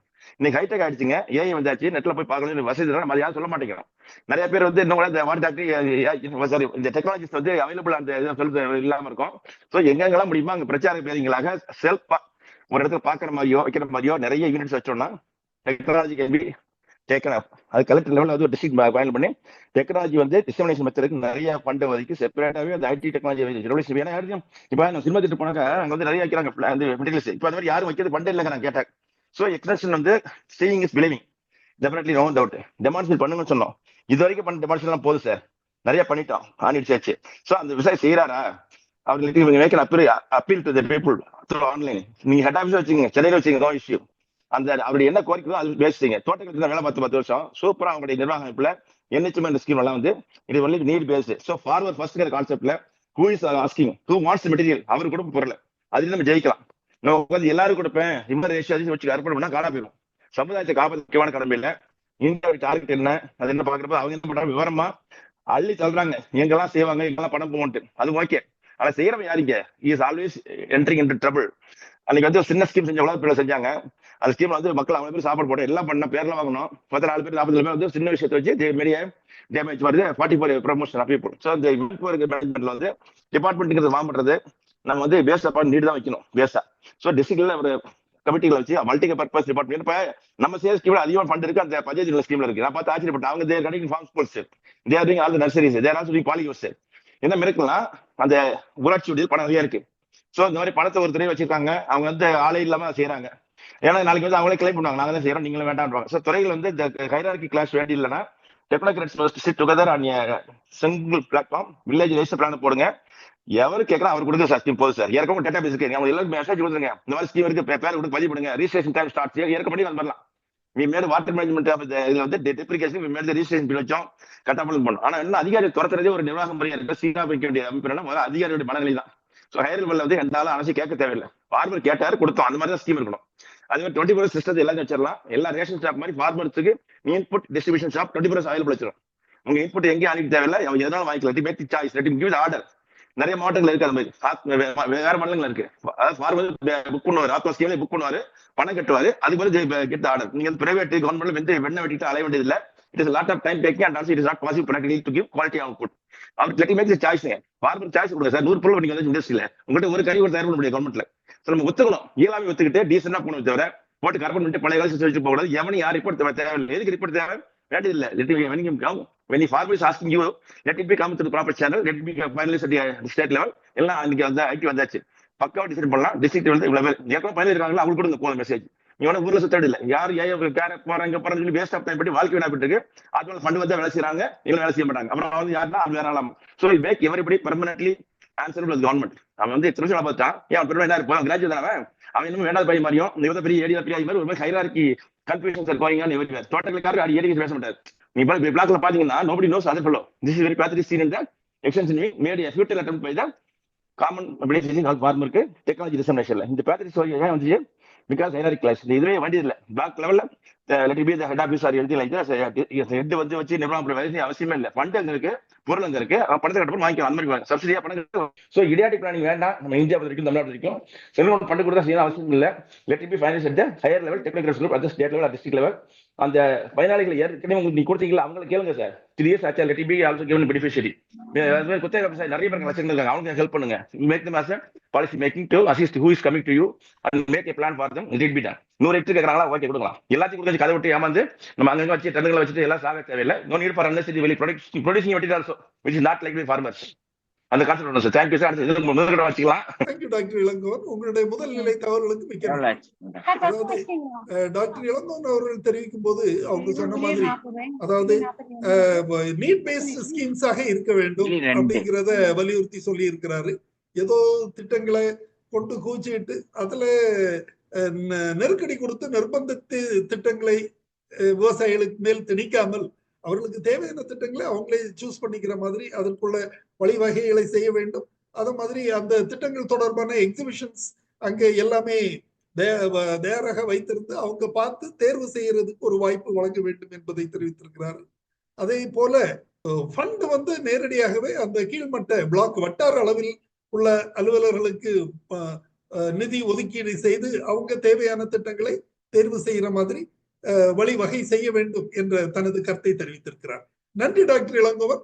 டாக்டர் இளங்கோவன் அவர்கள் தமிழ்நாடு அரசின் வேளாண்மை துறையில் கூடுதல் இயக்குநராக பணிபுரிந்து ஓய்வு பெற்ற முன்னாள் அதிகாரி ஆவர். விருதுநகர் மாவட்டத்தை சார்ந்தவர். தற்போது கோவையில் வசித்து வருகிறார். நன்றி டாக்டர். அடுத்ததாக டாக்டர் திரு முத்து முனியாண்டி அவர்களை பேச அழைக்கிறேன். முத்து முனியாண்டி அவர்கள் தமிழ்நாடு அரசின் வேளாண்மை துறையில் இணை இயக்குநராக பணிபுரிந்து ஓய்வு பெற்ற முன்னாள் அதிகாரி ஆவார். Farmers வந்து they should be ensured with field visit. கட்டாயமா இருக்கணும். அதே மாதிரி அட்வைசரி வந்து இட்ஸ் எ கம்பல்சரி. அது எந்த இதனாலும் சரி. Previously we have had TNV system. அந்த மாதிரி இனிமே அந்த சிஸ்டம் வருதா இல்லைன்னு தெரியல. பட் ஏதாவது ஒரு சிஸ்டம் பிரகாரம் இப்ப வேளாண் செயலிலாம் வந்திருக்கு. இந்த மாதிரி திட்டங்கள் மூலமா அவங்களுக்கு வந்து ஃபார்மர்ஸ் வந்து ஃபீல்டை விசிட் பண்ணோம். we have to give advisory. அதுல வந்து எந்த மாற்று கருத்து இருக்கக்கூடாது சார். அதில் வந்து இப்போ வந்து நிறைய வந்து வீடியோ கான்ஃபரன்ஸில் இருக்காங்க, இல்லை கம்ப்யூட்டருக்கு முன்னாடியே உட்காந்துக்கிட்டு இருக்காங்க. அந்த மாதிரிலாம் நிறைய குற்றச்சாட்டுகள் வந்து விவசாயிலேருந்து வந்துகிட்டு இருக்கு. இந்த ஃபீல்டு விசிட்டும் அந்த அட்வைசரியும் வந்து பண்ணோம். இப்போ ரீசெண்ட் போனோம், அந்த பிசி இந்த மாதிரிலாம் கம்ப்யூட்டர்ல இருக்கக்கூடாது. They should visit farmers field அப்படின்னு கொடுத்துருக்காங்க. அதனால இதனுடைய தாக்கம் வந்து இந்த representation from various farmers and other forums தான். அது ஒரு செக்ரட்டரி வந்து நல்ல ஒரு இது கொடுத்துருக்காங்க சார். ஏன்னா அந்த காலத்தில் பார்த்தீங்கன்னா ஒர்க் ஷாப் மீட்டிங், அப்புறம் ஃபோர்ட்னிட்டி ட்ரைனிங், அப்புறம் ஃபீல்டு ப்ராப்ளம்ஸ் ஒர்க் ஷாப்பில் டிஸ்கஸ் பண்ணுறது, ஜோனல் அது போக வந்து நம்ம சயின்டிஃபிக் ஓர்சல் கான்ஃபரன்ஸில் டிஸ்கஸ் பண்ணுறது, இந்த மாதிரி ஒரு செயின் ஆஃப் ஆக்டிவிட்டிஸ் இருந்தது சார். ஃபீல்டு டு நம்ம யூனிவர்சிட்டி வரைக்கும் சயின்டிஸ்ட் வரைக்கும் நம்ம எல்லாத்தையும் கொண்டு போயிட்டு இருந்தோம். அது நல்லா இருந்தது. அந்த சிஸ்டத்தை இப்போ மாற்றிட்டாங்க. அது மாதிரி ஒரு இதை வந்து இனிமேல் கொண்டு வரணும் சார். கட்டாயம் வந்து ஃபீல்டு விசிட் இருக்கணும். ஃபார்மர்ஸை மீட் பண்ணாட்டிலும் அந்த டு பி ஏதாவது ஒரு செயலி மூலமாகவோ இல்லை வந்து முறையை நம்ம சொல்லணும் சார். அது ஒண்ணு சார். ஓகே. அதுக்கடுத்து சார் இப்ப அக்ரிகல்ச்சர் அண்ட் ஃபார்மர்ஸ் வெல்ஃபேர்னு மாத்திட்டாங்க சார் டிபார்ட்மெண்ட்டை. அது சென்ட்ரல்லையும் சரி இங்கேயும் மாத்திருக்காங்க. என்னை கேட்டா அந்த வெல்ஃபேர் ஸ்கீம்ஸ் எல்லாம் இங்க இருக்கக்கூடாது சார். எக்ஸ்டென்ஷன் வந்து தனியா இருக்கணும். இது வந்து ஃபுல்லா வந்து இந்த இதனால இப்ப நம்ம என்ன ஆயிட்டோம்னா நம்ம ஸ்டாஃப் எல்லாமே நம்ம டெக்னிக்கல் ஸ்டாஃப் எல்லாமே இன்புட் ஸ்டாஃப் ஓனர் மாதிரி ஆயிட்டாங்க சார். ஏன்னா எல்லாமே வந்து ஏஜென்ட்ஸ் ஆயிட்டாங்க. அதே மாதிரி கம்பெனிஸ் கூட கமிஷன் ஏஜென்ட் மாதிரி ஆயிட்டாங்க. இதை வந்து இதனால தான் இந்த பிரீஃபரி கரப்ஷன்லாம் வருது சார். அதை வந்து நம்ம கம்ப்ளீட்டா அந்த வெல்ஃபேர் ஸ்கீமை வந்து தனியா ஹேண்டில் பண்ணோம் சார். இந்த எக்ஸ்டென்ஷனோட கம்பைன் பண்ணக்கூடாது. அதனால அந்த கம்ப்ளீட்டா வந்து எக்ஸ்டென்ஷன் வந்து பியூர்லி டெக்னிக்கலா கொண்டு போகணும் சார். அது ஒரு சார். அப்புறம் சார் ரீவேம்பிங் ஆஃப் அக்ரிகல்ச்சர் கவுன்சில் அந்த இதை வந்து ஏற்கனவே நம்ம வந்து கை கேட்டதுக்கு வாய் கேட்டல் மாதிரி நம்மளுக்கு ஏற்கனவே நல்லா கிடைச்சது. சில கருவிகளால வந்து அது நம்மளுக்கு கைவர்களால் அதை முடக்கப்பட்டு விட்டது. அதை வந்து அகைன் வந்து we have to revive sir. அதில் வந்து எந்த வித இது கூட ஏற்கனவே வந்து அதில் ஒரு கமிட்டி இருக்குன்னு நினைக்கிறேன். அதே மாதிரி இப்போ உள்ள நம்ம டாகா அதே மாதிரி ஆல் இண்டியா ஃபோரம் இவங்ககிட்டலாம் ஒரு ரெப்ரசன்டேஷன் கொடுத்து அந்த இதை வந்து ரிவைவ் பண்ணும். அது வந்தாலே வந்து இட் வில் பி ஒரு நம்ம கிராஜுவேட்ஸ்க்கு வந்து ஒரு எனர்ஜைஸ் பண்ண மாதிரி இருக்கும் சார். அதே மாதிரி வந்து அன்வான்ட் இன்புட்ஸ் வந்து மார்க்கெட்ல டம்ப் ஆகிறது வந்து வி கேன் டிவைட் அந்த மாதிரி அதை ரெகுலேட் பண்ணலாம். அன்வான்ட் இன்புட்ஸ் எல்லாம் பார்த்தீங்கன்னா இப்போ பயோ இன்புட்ஸ்னு யாரோ எதோ கொடுக்குறாங்க. அதனால இந்த கவுன்சில் வந்து நம்மளுக்கு ஒரு இம்பிட்டஸ் அதே மாதிரி நம்மளுக்கு ஒரு எனர்ஜி கொடுக்கணும் நம்ம கிராஜுவேட்ஸுக்கு. அது வந்து நம்மளுக்கு வந்து ஒரு விசிட்டிங் கார்டு மாதிரி சார். அந்த கார்டை வச்சுக்கிட்டு we can do any thing. யாராவது நம்ம தெரிஞ்ச எம்எல்ஏ யாராவது இருந்தாங்க அப்படின்னா அசம்பிளியில் கூட இதை கொஞ்சம் ரைஸ் பண்ணதுக்கு எதுவும் வாய்ப்பு இருந்தால் செய்ய சொல்லலாம் சார். அதனால அதை வந்து கட்டாயம் வந்து நம்ம கொண்டு வர்றதுக்கு நடவடிக்கை எடுக்கணும் சார். அதுக்கப்புறம் sir expansion of the department. நம்ம இப்போ டிபார்ட்மெண்ட் பார்த்தீங்கன்னா மற்ற டிபார்ட்மெண்ட்லாம் பயங்கரமா it is being having proliferated like any thing. ஏன்னா நம்ம இதில் வந்து பார்த்தீங்கன்னா அந்த இது வந்து நம்ம ஏற்கனவே எக்ஸிஸ்டிங் ஸ்டாஃபே வந்து நம்மளால மெயின்டைன் பண்ண முடியல சார். நம்ம வந்து பழைய இதுகள்லாம் நிறைய போயிடுச்சு. நம்ம மற்ற டிபார்ட்மெண்ட்லாம் வந்து they are spreading the wings like any thing. அதனால நம்ம வந்து நிறைய ஸ்டாஃப்ல வந்து நம்ம ஹெட் கவுண்டே குறைஞ்சி போச்சு. நம்ம நிறைய ஸ்டாஃப்ல வந்து இழந்துட்டோம். நம்ம போஸ்ட்ல இருந்து இழந்துட்டோம். அதனால அதுக்கு வந்து நம்ம வந்து find a new opportunities and avenues என்னென்ன இருக்கு அப்படிங்கிறத நம்ம கொஞ்சம் பார்த்து நம்ம கிராஜுவேட்ஸ்க்கு வந்து ஒரு அன்எம்ப்ளாய்டு ப்ராப்ளத்தையும் நம்ம குறைக்கலாம். நம்ம டிபார்ட்மெண்ட் ஹெட் கவுண்ட்டையும் நம்ம கூட்டலாம் சார். அதில் வந்து பார்த்தீங்கன்னா ஃபார் எக்ஸாம்பிள் வந்து சிவில் சப்ளைல அந்த காலத்தில் நம்மளுக்கு டெக்னிக்கல் அசிஸ்டன்ட் இருந்தது சார். நம்ம கிராஜுவேட்ஸாக இருந்தாங்க. அதே மாதிரி வந்து செலக்டட் பிஎஸ்சிபி பிரைமரி அக்ரிகல்ச்சர் கோஆபரேட்டிவ் சொசைட்டியில் வந்து சில செலக்டட் இதில் வந்து ஏஓ போஸ்ட் இருந்துச்சு. அதையும் நம்ம லூஸ் பண்ணிட்டோம். அதுக்கப்புறம் வந்து பிடிஓ போஸ்ட்டை லூஸ் பண்ணிட்டோம். ஈவாகிரியை லூஸ் பண்ணிட்டோம். இது காரணம் என்னன்னு பார்த்தா அதே மாதிரி டிபிஐபியில் வந்து ப்ராஜெக்ட் டைரக்டரே நம்ம கிராஜுவேட் தான் இருந்தாங்க. ராம்நாட்லாம் பார்த்தீங்கன்னா ப்ராஜெக்ட் டைரக்டர் வந்து நம்ம கிராஜுவேட் தான் முதல்ல இருந்தாங்க. அதுக்கு பிறகு வந்து நம்ம இது ஐஏஎஸ் போட்டாங்க அதில். அதனால இந்த மாதிரி போஸ்ட்களை வந்து நிறைய நம்ம விட்டுட்டோம். இது காரணம் என்னன்னு நான் நினைக்கிறேன்னா people are not taking risk. நம்ம மக்கள் வந்து எதையுமே ரிஸ்க் எடுக்காம ஜாலியா இருக்கணும் அப்படிங்கிற மாதிரி ஒரு ரிஸ்க் இல்லாம டென்ஷன் இல்லாம எல்லா போஸ்ட்ல இருக்கணும்னு எல்லாமே soil testing lab seat certification இந்த மாதிரி இதிலே போய் ஒழிஞ்சுக்கிடணும்னு நினைக்கிறாங்க சார். இதில் பார்த்தீங்கன்னா ஏடிஓ போஸ்ட்டு அதே மாதிரி ஃபார்ம் மேனேஜர் போஸ்ட்டு இதெல்லாம் வந்து யாரும் முன்னுக்கே வரமாட்டாங்க. அதில் வந்து அதில் பார்த்தீங்கன்னா ஈவன் டெப்டிஓ கூட அதில் நாங்கள் ஒர்க் பண்ணுறோம்னு சொல்லுவாங்க. நம்மளும் வரமாட்டாங்க.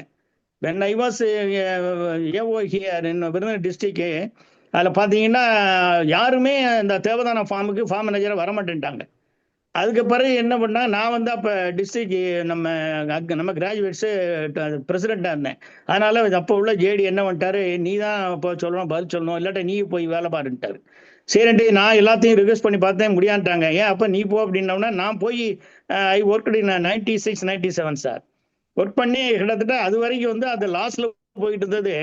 நான் போய் வந்து 11.5 lakh ரூபீஸ் வந்து நெட் ப்ராஃபிட் கொண்டு வந்தேன். அந்த இதுல பேடியே வந்து பாத்தீங்கன்னா 50 பேக்ஸ் எடுத்தேன் சார் பர் ஏக்கரு. எல்லாமே பக்கத்தில் உள்ள விவசாயிகள்லாம் வந்து ரொம்ப அதிசயப்பட்டாங்க. அதனால நம்ம மக்கள் வந்து எதுவுமே ரிஸ்க் எடுக்கிறதுக்கு விரும்ப மாட்டேங்காங்க சார். அதுல வந்து பாத்தீங்கன்னா அதுக்கு ஒரு ஏடிஓ போஸ்ட்டுக்கு வந்து அந்த போஸ்ட் அது கம்பல்சரி கொண்டு வந்தோன்னா அது போடாம எக்ஸம்ஷன் வாங்குறது, இதெல்லாம் என்ன வகையில நியாயம்னே தெரியல சார். ஏன்னா ஜஸ்ட் வந்து அவங்க கிராஜுவேட் ஆனதுனால அவங்களுக்கு வந்து ஒரு போஸ்ட் கொடுக்கணுமா அப்படிங்கிற மாதிரி இருக்கு. அதனால our people should take risk. அந்த மாதிரி ரிஸ்க் எடுக்காட்ட ஒன்றும் செய்ய முடியாது. இது ஒன்று சார். அதனால நம்மளுக்கு எங்கெங்க வாய்ப்புகள் இருக்கோ அங்கெல்லாம் வந்து நியூ போஸ்ட்களை வந்து கிரியேட் பண்ணும். நம்மளுடைய டோட்டல் ஸ்ட்ரென்த்தை வந்து கூட்டணும் சார். அன்எம்ப்ளாய்மெண்ட்டை கொஞ்சம் குறைக்கலாம் சார். அதுக்கடுத்து sir, mobile agri clinic district லெவலில் மொபைல் அக்ரி கிளினிக் வந்து நம்ம ஹெல்த் டிபார்ட்மெண்ட்ல வந்து மொபைல் ஐசி யூனிட் மாதிரி நம்ம வந்து ஒரு மொபைல் அக்ரி கிளினிக்கு கொண்டு வரணும் சார். அதில் வந்து நம்ம forecast the pest and disease and other instant warnings to the farmers, அந்த மாதிரி நம்ம பண்ணலாம். அது டிஸ்ட்ரிக்ட் லெவலில் ஒரு இதை போட்டு அது செய்யணும் சார். அது கட்டாயம் செய்யணும். அதே மாதிரி pest and disease surveillance monitors, அதில் வந்து ஒரு ஆடியோவில் ஜூரிஸ்டிக்ஷன் லெவலில் ஒரு பெஸ்ட் அண்ட் டிசீஸ் மானிட்டர்ஸ் அப்படின்னு மானிட்டரிங் இது வந்து சென்டர் வச்சு நம்ம ஏஓஸ் கிராஜுவேட்ஸ் வந்து மானிட்டர்ஸ் மாதிரி போடணும் சார். அதில் வந்து ஏன்னா இப்போ பெஸ்ட் அண்ட் டிசீஸ் வந்து அது டெக்னிக்கலாக நம்ம இதில் இருக்குது அப்படின்னா ஒன்று வந்து பெஸ்ட் சர்வேலன்ஸ் ஒன்று, அப்புறம் சீட் சர்டிஃபிகேஷன், இது 2 தான் நம்ம இதில் வந்து ஒரு பியூர்லி ஒரு டெக்னிக்கலாக சொல்லலாம் சார். அதே மாதிரி இந்த crossing centre, coconut crossing centre, parasite breeding station, இந்த மாதிரி உள்ளதுக்கெல்லாம் நம்ம வந்து டெக்னிக்கலாக இம்பார்ட்டன்ஸ் கொடுத்து, முந்தியெல்லாம் பார்த்தீங்கன்னா pest surveillance, fixed plot, fixed survey, roving survey இதெல்லாம் போட்டு சென்ட் வீக்லி ரிப்போர்ட்டு என்ன, அது வந்து green card, red card, white card இந்த மாதிரிலாம் போட்டு நம்ம அனுப்பணும். அது வந்து நல்லா இருந்தது. அதுக்கு பிறகு என்ன ஆச்சுன்னா அது அப்படியே வந்து அதனுடைய இம்பார்ட்டன்ஸே அது இல்லாமல் போச்சு. அதனால அதை வந்து நிச்சயம் அது வந்து நம்ம ஒரு டெக்னிக்கல் அப்படிங்கிறதுக்கு அது ஒரு பெரிய நம்மளுக்கு ப்ளஸ் பாயிண்ட் சார். அதனால பெஸ்ட் சர்வேலன்ஸ் வச்சு நம்ம வந்து நம்ம இதை கிரியேட் பண்ணணும், போஸ்டிங் கிரியேட் பண்ணணும். அதே மாதிரி அது வந்து கம்பல்சரியாக செய்யணும் சார். எல்லா டெக்னிக்கல் நம்ம ஸ்டாஃப் வந்து கம்பல்சரியாக அந்த பெஸ்ட் சர்வேலன்ஸை செய்யணும் சார்.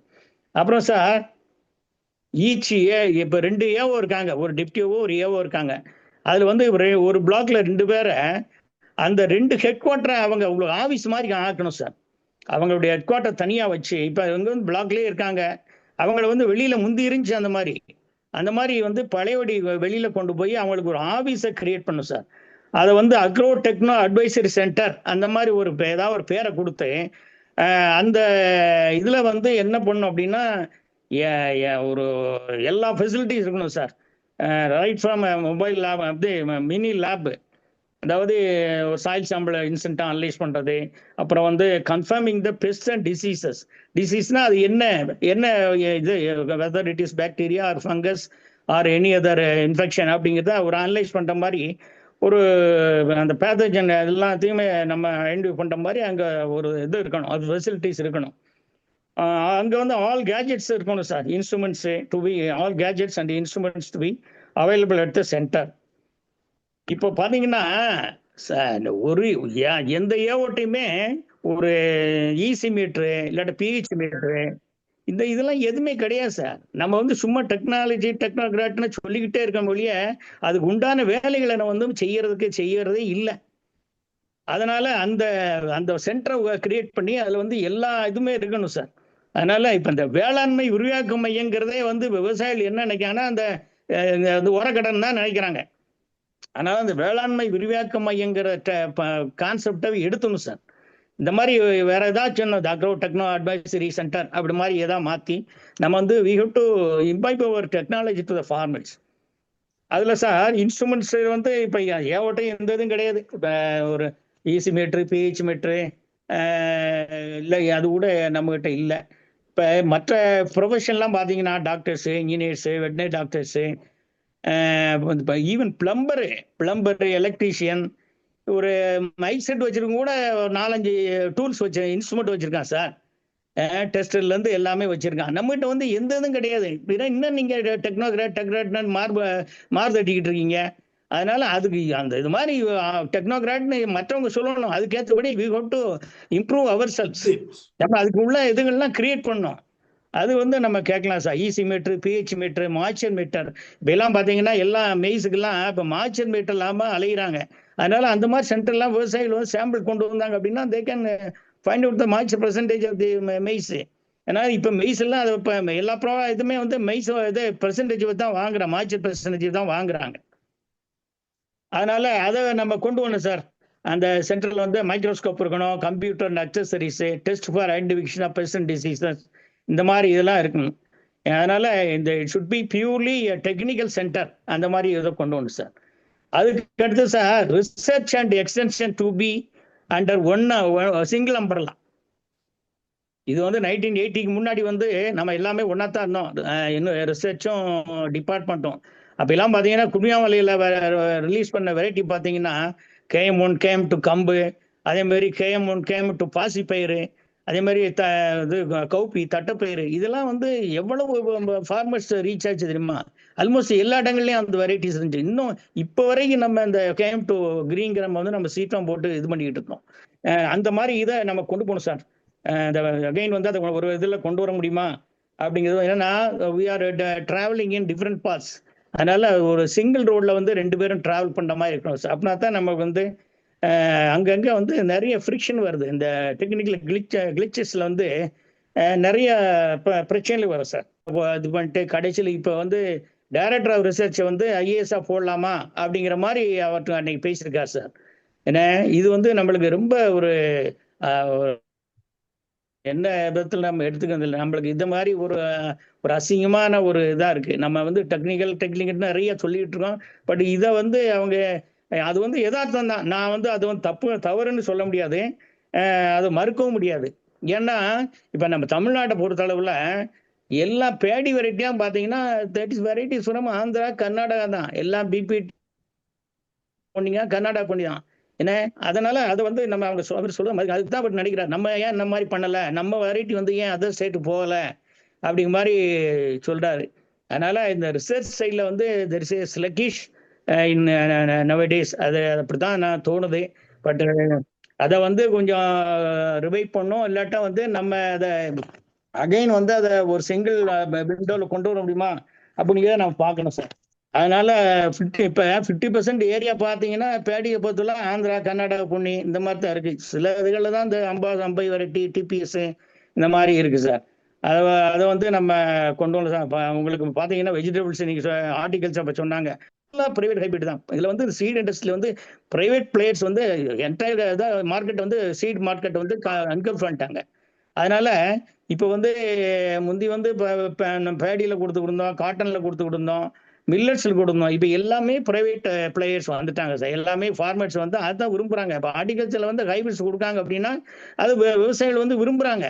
ஒர்க் ஷாப்பில் வந்து என்ன வெரைட்டியை நம்ம வந்து மெசேஜாக கொடுக்குறோம், எல்லாமே வந்து யூனிவர்சிட்டி வெரைட்டி தான் கொடுக்குறோம். எல்லாமே அவுடேட்டட் வெரைட்டிஸ் சார்.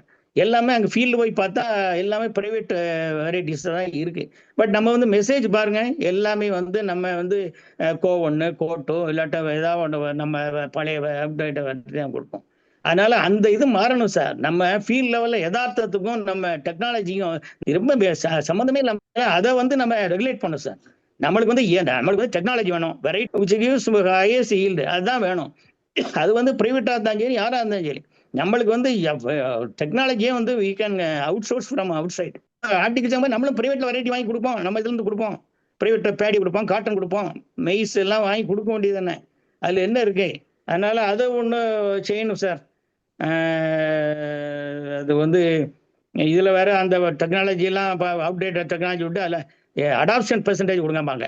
அதெல்லாம் எவ்வளோ பெரிய இது, நம்மளே ஏமாத்திக்கிறோம் அந்த மாதிரி இருக்கு. அப்புறம் சார் அவர் கரிக்குலம் நம்ம அக்ரி கிராஜுவேட் இது இருக்கு இல்லையா, கரிக்குலம் இருக்கு இல்லையா, அதை வந்து சேஞ்ச் பண்ணும் சார். நம்ம வந்து இப்போ என்ன பண்ணுறோம் அப்படின்னா we are producing physical graduates with certificate, அப்படி தான் நம்ம ப்ரொடியூஸ் பண்ணிக்கிட்டு இருக்கோம். அப்புறம் வந்து அதை வந்து என்னன்னா அதனால தான் வந்து நீட் ஒன்லி கவர்மெண்ட் ஜாப்ஸ். அதாவது கிராஜுவேட் ஆகிட்டா நம்ம வந்து கவர்மெண்ட் ஜாப் தான் போகணும், அந்த மாதிரி ஒரு இதெல்லாம். தட்ஸ் ஒய்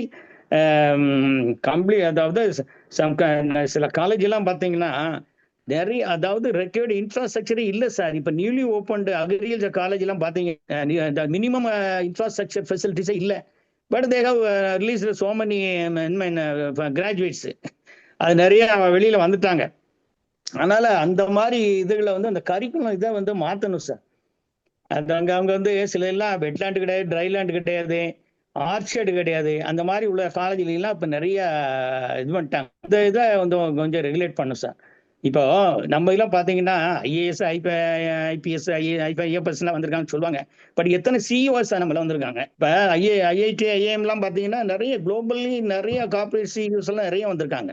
பட் நம்ம யூனிவர்சிட்டியில், நம்ம யூனிவர்சிட்டியில் மட்டும் இல்லை, மற்ற யூனிவர்சிட்டிலையும் சேர்த்து தான் சொல்கிறேன். அதில் வந்து இந்த மாதிரி ஒரு கார்பரேட் சிஇஓ குளோபலி எல்லாம் யாருமே இல்லை. வெளியில் வர்றதுக்குள்ள அவங்கள வந்து வசைக்கு அவங்கள வந்து ஒரு என்டர்பிரனர் மாதிரி கொண்டு வரணும் சார்.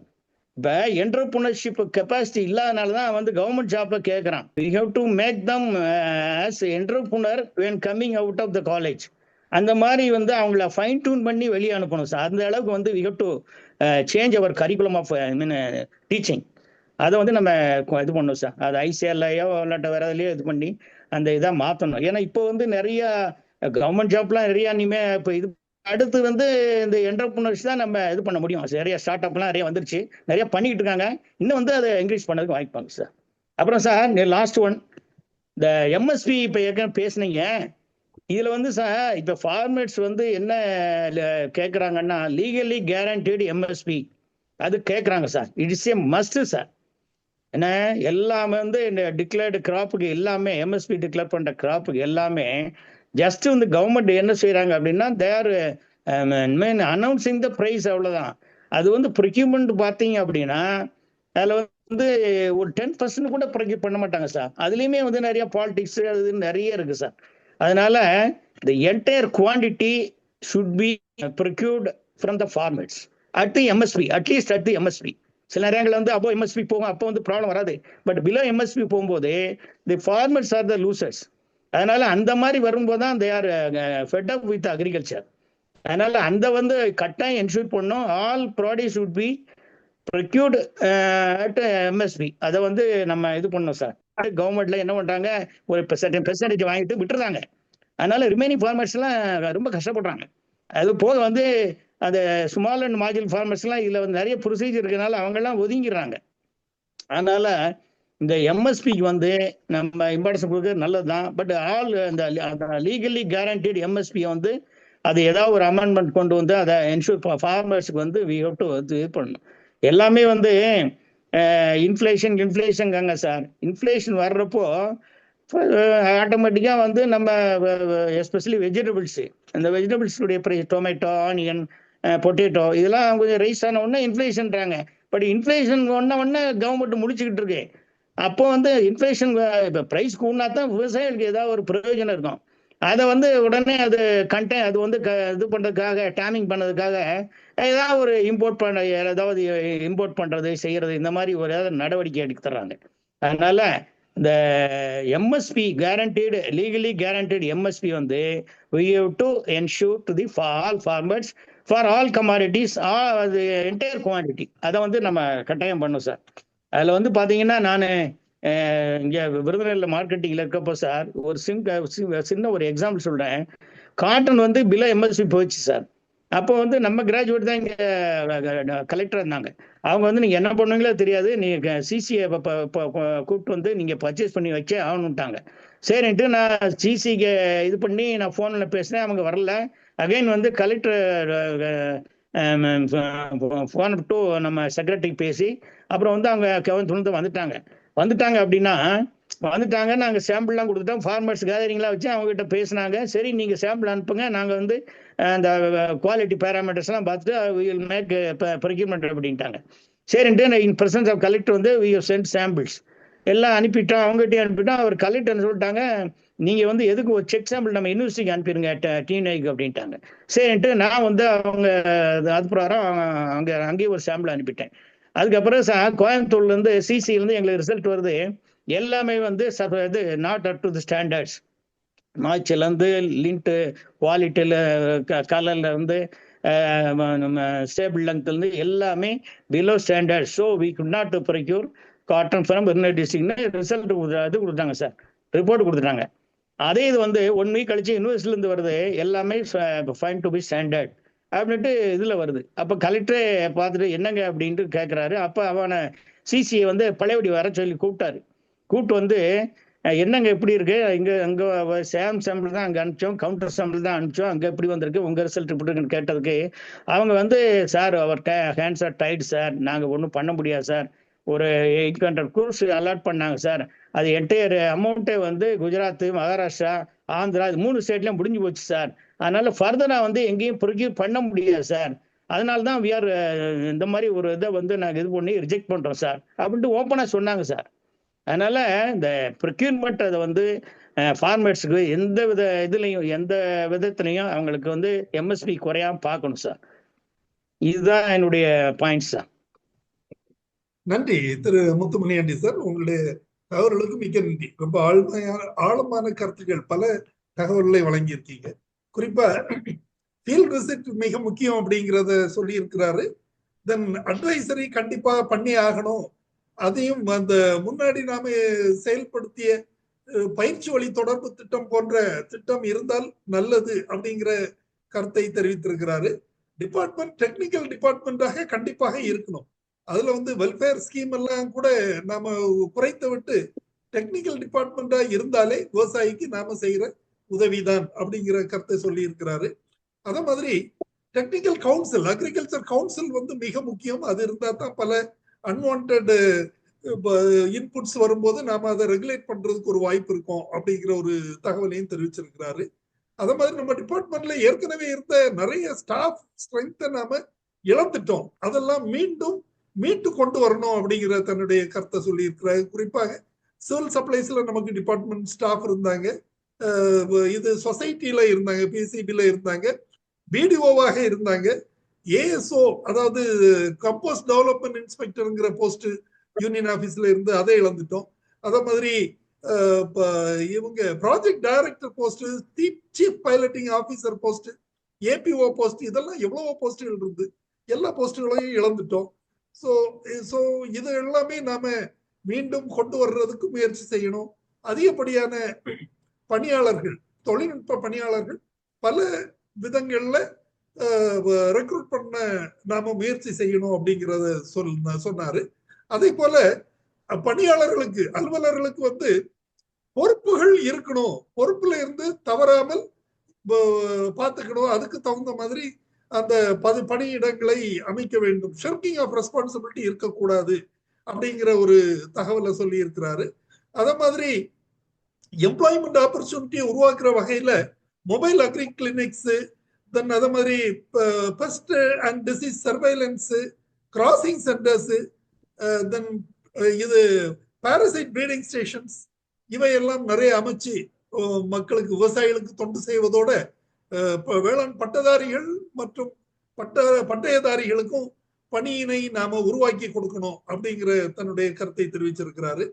தென் அக்ரிகல்ச்சர் எக்ஸ்டென்ஷன் சென்டர்ங்கிற பேர்ல வேளாண்மை விரிவாக்க மையமா மட்டும் இருந்து அதுல இடுபொருள் விற்பனை மையமாக இருப்பதை மாற்றி அட்வைசரி சென்டர், ஆலோசனை மையமாக அவற்றை மாற்ற வேண்டும் என்றும், அதுலயே அது ஒன் ஸ்டாப் சர்வீஸ் சொல்லுவாங்க இல்லையா, அதே மாதிரி சீட் டெஸ்டிங் லேப், இந்த பெஸ்ட் டிசீஸ் ஐடென்டிபிகேஷன் எல்லாமே அந்த சென்டர்ல அவைலபிளா இருக்கணும். அவங்களுக்கு தேவையான பிஹெச் மீட்டர், இசி மீட்டர், தென் வேற என்னெல்லாம் தேவையோ, என்ன இந்த டூல்ஸ் தேவையோ எல்லாமே அங்க அவைலபிளா இருக்கணும் அப்படிங்கிற தன்னுடைய கருத்தை சொல்லி இருக்கிறாரு. இப்போ நாம வந்து டெக்னிக்கல் ஒர்க்கே பார்க்கல, எல்லாமே நான் technical work, reporting work, computer work தான் பார்த்துட்டு இருக்கிறோம். அவையெல்லாம் நாம குறைச்சி தொழில்நுட்ப ரீதியா நாம முன்னேற்றம் அடையணும் அப்படிங்கிறத கருத்தை தெரிவிச்சிருக்கிறாரு. ரிசர்ச் அண்ட் எக்ஸ்டென்ஷன் வந்து ரெண்டும் முதல்ல இருந்த மாதிரி சேர்ந்தே பயணித்தால் நல்லது அப்படிங்கிற தன்னுடைய கருத்தை சொல்லி இருக்கிறாரு. இப்போ வந்து டிபார்ட்மெண்ட்டும் யூனிவர்சிட்டியும் தனித்தனியாக இருக்கிறது முன்னாடி இணைந்து செயல்படும் போது சிறப்பாக இருந்தது அப்படிங்கிற தன்னுடைய கருத்தை தெரிவிச்சிருக்கிறாரு. குறிப்பாக இந்த யூனிவர்சிட்டியில டிஆர் போஸ்ட் வந்து இனி ஐஏஎஸ் போடணுங்கிற அரசின் கொள்கை முடிவை வந்து அது நமக்கு உகந்தது அல்ல அப்படிங்கிற தன்னுடைய கருத்தை சொல்லி இருக்கிறாரு. தென் அதர் ஸ்டேட் வெரைட்டிஸ் நமது மாநிலத்துல டாமினேட் பண்ணுது. அதுக்கெல்லாம் அதை நாம மாற்றுறதுக்கு என்ன முயற்சி செய்யணும் அப்படிங்கிறத நாம செஞ்சு அதை கண்டிப்பாக நிச்சயமா நமது மாநில விதைகள் அல்லது ரகங்கள் பயன்படுத்தப்படணும் அப்படின்னா அதுக்கு தகுந்த ரகங்களை உருவாக்கப்பட வேண்டும் என்ற எல்லா கொள்கைகளையும் நாம உறுதியா இருக்கணும் அப்படிங்கிற தகவலை தெரிவிச்சிருக்கிறாரு. தென் ரிப்போர்ட்டிங் கவர்மெண்ட் பிளீஸ் பண்ற மாதிரி ரிப்போர்ட்டிங் கொடுக்காம, ஃபால்ஸ் ரிப்போர்ட்டிங் கொடுக்காம எல்லாமே கரெக்டா ஆக்சுவல்ஸ ரிப்போர்ட்டிங் பண்ற மாதிரி ஒரு சூழ்நிலை உருவாக வேண்டும். டார்கெட்டுக்காக பணி புரியாமல் அது ஆக்சுவல்ஸையும் வச்சு சர்வீஸாக நாம பணிபுரிய வேண்டும் என்ற கருத்தை தெரிவிச்சிருக்கிறாரு.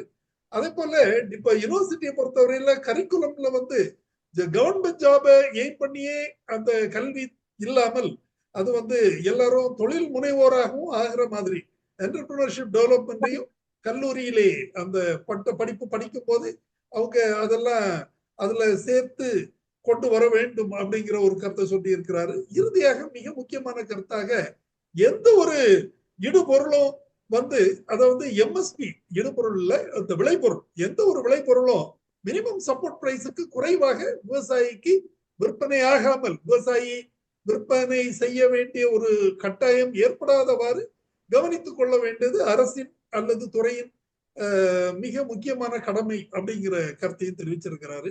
மிக அருமையான கருத்துக்கள் வழங்கிய திரு முத்துமணியாண்டி சார் அவர்களுக்கு எனது நெஞ்சார்ந்த நன்றியினை தெரிவித்துக் கொள்கிறேன். இதுவரை இந்த கூட்டத்துல டாக்டர் டாம்பி சைலஸ், திரு முத்துமணியாண்டி, திரு ராசு, திரு சிதம்பரம், டாக்டர் இளங்கோவன் ஆகியோர் அருமையான பல கருத்துக்களை தெரிவிச்சிருக்காங்க. இது அனைத்தும் முதல் நிலை கருத்துக்களாகவே நாம் எடுத்துக்கொள்கிறோம். இப்போது இந்த கருத்துக்கள் மேல் நாம ஒரு சின்ன விவாதம் வச்சுக்கலாம் அப்படின்னு நினைக்கிறேன். அது தொடர்பான தனது கருத்துக்களை தெரிவிக்குமாறு திரு கந்தசாமி நமது குழுவின் மூத்த உறுப்பினர் அவர்களை கேட்டுக்கொள்கிறேன். வலுத்த வேளாண்மை தொழில் நுணுக்க அனுபவம் வாய்ந்த வேளாண்மை பட்டதாரிகள் வேளாண் துறையை சீரமைப்பு செய்திட பண்ணை பட்டதாரி பரிந்துரைகள் என்கின்ற தலைப்பிலே அவரவர் கருத்துக்களை இன்றைய தினம் நமது ஜூம் கூட்டத்துக்கு வழங்கி இன்றைய தின ஜூம் கூட்டத்தை மிகவும் சிறப்பாக செயல்படுத்தி காட்டியிருக்கின்றார்கள் என்றால் அது மிகையாக. விவசாயிகளுக்கு உதவிகள் செய்கின்ற பொழுது வயது வரம்பு வேண்டாம் என்கின்ற கருத்தினை சொன்னார்கள். வேளாண்மை துறையும் வேளாண் பல்கலைக்கழகங்களும் ஒருங்கிணைந்து செயல்படுத்தி செய்ய வேண்டும், காலி இடங்களை நிரப்ப வேண்டும் என்கின்ற கோரிக்கையை வைத்து நானும் ஒரு வேளாண்மை பட்டதாரி என்கின்ற முறையிலே தனியார் துறையை பணியாற்றி இருந்தாலும் கிராமங்களோடு கிராம விவசாயிகளோடு பிணைந்தவன் என்கின்ற அடிப்படையிலே எனது அனுபவத்திலே நான் சொல்லுகின்ற பொழுது நீங்கள் கூறிய அத்தனை ரிசர்ச் ஃபைண்டிங்ஸ், நீங்கள் கூறிய அத்தனை கருத்துக்களும் தோற்று போகின்ற இடம் agri input centre, private agri input centre, உரக்கடை. அங்கதான் நீங்க பேசுற அத்தனை ஐஏஎஸ் பேசினாலும் சரி, எத்தனை பேர் டாக்டரேட் பண்ண, எத்தனை பேர் ரிசர்ச் பண்ணி இருந்தாலும் சரி, நீங்கள் செய்கின்ற திட்டங்கள் அனைத்துமே தோற்று போகின்ற இடம் agro input centre, agro service centre, உரக்கடை, பூச்சி மருந்து கடை, வாட் எவர் யூ கால், அங்குதான் தோற்று போகிறது. இது அனைவருக்குமே தெரியும். முதலிலே இந்த பூச்சி மருந்து கடைகள் வேளாண்மை பட்டதாரி தான் நடத்த வேண்டும். விவசாயி எங்கு தோற்று போகிறான் என்று உங்களுக்கு தெரியும். தெரிந்தும் அதை ஒரு சட்டமாக்க முடியாத உங்களால் அவன் எங்கு செல்கிறான்? நீங்க சொல்லிற அடாப்டிவ் ரிசர்ச் ட்ரையல் எல்லாம் டெமான்ஸ்ட்ரேஷன் போடுறீங்க. ஆனா அடுத்த நிமிஷம் அவன் எங்க போறான்? உரக்கடைக்கு போறான். அவன் அக்ரியை படிச்சுட்டு உட்காந்துருக்கான். யூனிவர்சிட்டியோட பையனா ட்ரைனிங் கொடுத்துட்டு ஒரு சர்டிபிகேட் தர்றாங்க. இது யாராவது தட்டி கேட்கின்றீர்களா? விவசாய அசோசியேஷன் 1000 வச்சிருக்கீங்க. சீரழிந்து கிடக்கின்ற, சீர்கெட்டு கிடக்கின்ற வேளாண்மை துறை முதலே சீரமைக்க வேண்டும் என்றால் முதலே செய்ய வேண்டிய முதல் பணி ஒவ்வொரு உரக்கடையிலும் வேளாண்மை பட்டதாரி தான் நடத்த வேண்டும் என்ற சட்டத்தை அமல்படுத்த வேண்டும். நாளைக்கு கேட்டால் விவசாயம் இப்படித்தான் இருக்கும். நீங்க 1000 திட்டம் போடலாம், 1000 ஸ்கீம் போடலாம், 1000 சப்சிடி தரலாம், எல்லாம் தோத்து போ. இன்னும் ஒரு மண் பரிசோதனை செய்வதில்லை விவசாயி. 75 வருஷமா நீங்க சொல்லிட்டு இருக்கீங்க. எந்த விவசாயி ஒரு மண் பரிசோதனை செய்கிறானா? கேட்கின்றீர்களா?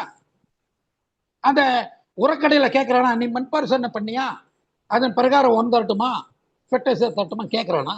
Pseudo professional graduates, agri graduates, pseudo போய் தொழில் பட்டதாரி எங்க மதிப்பு இருக்கு?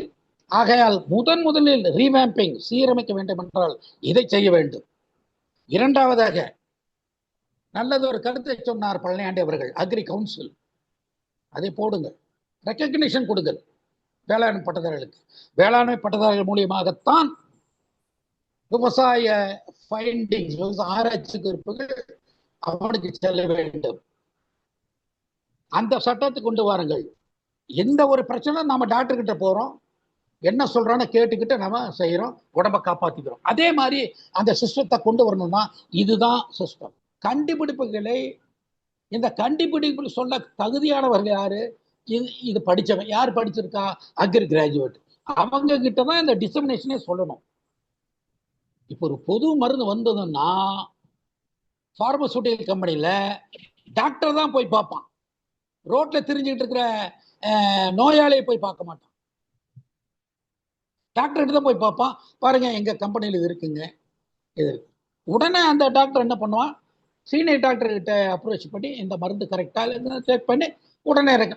இப்படிப்பட்ட ஒரு சூழ்நிலை நம்ம விவசாய துறையில வரணும். அப்படி வந்தாதான் நீங்க எதிர்பார்க்கிற சீரமைப்பு, ரீவேம்பிங் அப்படிங்கிறது நிச்சயம் நடக்கும். இதை மேற்கொண்டு, அதாவது அடிப்படை இதுதான், இது இருந்தாதான் நீங்கள் கூறுகிற அத்தனை திட்டங்களும் செயலாக்க முடியும். தகுதியானவர்கள் தான், ப்ரொஃபஷனல் கிராஜுவேட்ஸ் தான் வேளாண்மையை நடத்த முடியும். எப்படி ஒரு டாக்டருக்கு படித்தவன் தான் ஒரு மனிதன் நோயை தீர்க்க முடியும் என்று இருக்கின்ற பொழுது, எப்படி ஒரு படித்த இன்ஜினியர் தான் கட்டடத்தை கடிக்க முடியும் என்று நீங்கள் ரெக்கக்னைஸ் செய்கின்ற பொழுது, எப்படி ஒரு படித்த ஒரு சட்ட படித்த வக்கீல் தான் வக்கீல் முன்னால், நீதிபதி முன்னால் பேசி வழக்காடி வெற்றி பெற வைக்க முடியும் என்று நீங்கள் ரெக்கக்னிஷன் கொடுக்கின்ற பொழுது, ஏன் விவசாய பட்டதாரிக்கு மாத்திரம் அந்த உரிமையை நீங்கள் தரவில்லை? ப்ரொஃபஷனல் கிராஜுவேட் என்று சொல்லிவிட்டு ப்ரொஃபஷனலிசம் தரவே இல்லை. இன்னொரு பண்ணி சொல்லுகிறேன், FSSAI என்று ஒன்று இருக்கிறது. எந்த ப்ராடக்ட்டுக்குமே லைசன்ஸ் கொடுத்துடுறான். அக்மார்க் ஒண்ணு இருக்கு, அதோட வேலை என்ன? ரெண்டுமே கவர்மெண்ட் தான். அக்மார்க் இருக்கும்போது FSSAI எதுக்கு எனக்கு தெரியல. நீங்க ஏதாவது இருந்தா நீங்க எனக்கு சொல்லுங்க. பாத்தீங்களா? இப்ப நீங்க ஒரு ஃபார்மர் கிட்ட நீங்க போங்க, செல்போன் வச்சிருக்கான், பிபி கண்டுபிடிக்க மிஷின் கையில வச்சிருக்கான், சக்கரை நோய் பார்க்கறதுக்கு வச்சிருக்கான், இப்படி பல அவன் வச்சிருக்கான். இது எப்படி வச்சிருக்கான்? யார் சொல்லி வச்சான்? சாயில் டெஸ்ட் ரிப்போர்ட் வச்சிருக்கானா? ஒரு விவசாயி ஒரு சாயில் டெஸ்ட் ரிப்போர்ட் வச்சிருக்கானா? தனக்கு உணவளிக்கிற பூமி, அதை பத்தி ஒரு சாயில் டெஸ்ட் ரிப்போர்ட் வைக்க மாட்டான். சாயில் டெஸ்ட் உடனே ரிப்போர்ட் பண்ற அளவுக்கு அந்த கருவியெல்லாம் இருக்கு, அது வச்சிருக்கானா? தன்னுடைய ரத்த கொதிப்பை கண்டுபிடிக்கிறதுக்கு மெஷின் வச்சிருக்கான், சுகர் கண்டுபிடிக்கிறதுக்கு மெஷின் வச்சிருக்கான். Farmer, I am talking not educated graduate, ஒரு ஃபார்மர் வச்சிருக்கான். எங்கே நமது வேளாண்மை தொழில்நுட்பம் அத்தனை தோற்று போய்விட்டது. இதை சீரமைக்க வேண்டும் என்றால் முதல் இம்மிடியேட்டாக வர வேண்டியது முதல் சட்டம், நமது வேளாண்மை பட்டதாரிகள் தான் அந்த பூச்சி மருந்து கடைகளை நிர்வகிக்க வேண்டும் என்கிற சட்டம் அமல்படுத்த வேண்டும். அதை தொடர்ந்து அங்கீகரிக்கப்பட வேண்டும். மருத்துவரை போல, என்ஜினியரை போல வேளாண் பட்டதாரி அங்கீகரிக்கப்பட வேண்டும். அக்ரி கவுன்சில் உடனடியாக உருவாக்கப்பட வேண்டும். இப்படி உருவாக்கப்பட்டால் நிச்சயம் வேளாண்மை தலை நிமிர்ந்து நிற்கும். நம்பர் 1, எப்படி சுதந்திரம் பெற்ற பொழுது 80% வருமானம் வேளாண்மையிலிருந்து வந்தது, ஆனால் இன்று 17% வருது, இன்னும் குறைந்து கொண்டே போகிறது. நேற்று முடித்த ஐடி, இன்ஃபர்மேஷன் டெக்னாலஜி, இன்று அவன் தான் அதிகம், 48% அவன் வருமானம் காட்டுறான் இந்தியாவில். ஆனால் இந்தியாவின் முதுகெலும்பு வளைந்து 17% காமிக்கிறது, இன்னும் குறைந்து கொண்டே போகிறது. ஆனால் இதையெல்லாம் தலைநிமிர்ந்து நிற்க வேண்டும் என்றால் நான் கூறுகின்ற இந்த கருத்துக்கள் உடனடியாக செயல்படுத்தினால் மட்டுமே முடியுமே. இல்லை என்றால் நீங்கள் கூறிய அனைத்து கருத்துக்களுமே நமது பேச்சுக்கும் விவாதத்துக்கும் பயன்படுமே தவிர, எதை சொல்லலாம் செய்யலாமே தவிர விவசாயம் செய்ய போவதில்லை, அது நடைபெறப் போவதில்லை என்ற கருத்தினை சொல்லி எனது சுற்றை முடிக்கிறேன். நன்றி, வணக்கம். நன்றி திரு கந்தசாமி சார். உங்களுடைய தகவல்களுக்கும் கருத்துக்களுக்கும் அறிவுரைகளுக்கும் மிக்க நன்றி. அதாவது பஞ்சபூத அடிப்படை பிரிச்சுக்கலாம் சார். நிலம், நீர், நெருப்பு, காற்று சொல்லி ஃபைனல் பாயிண்ட் அவர் எக்ஸ்டென்ஷன் தனியாக வச்சுக்கலாம். இந்த 5 ஆஸ்பெக்டே பிரிச்சலை துறையை வந்து ஏகப்பட்ட பாயிண்ட் சொல்ல வேண்டியிருக்குது.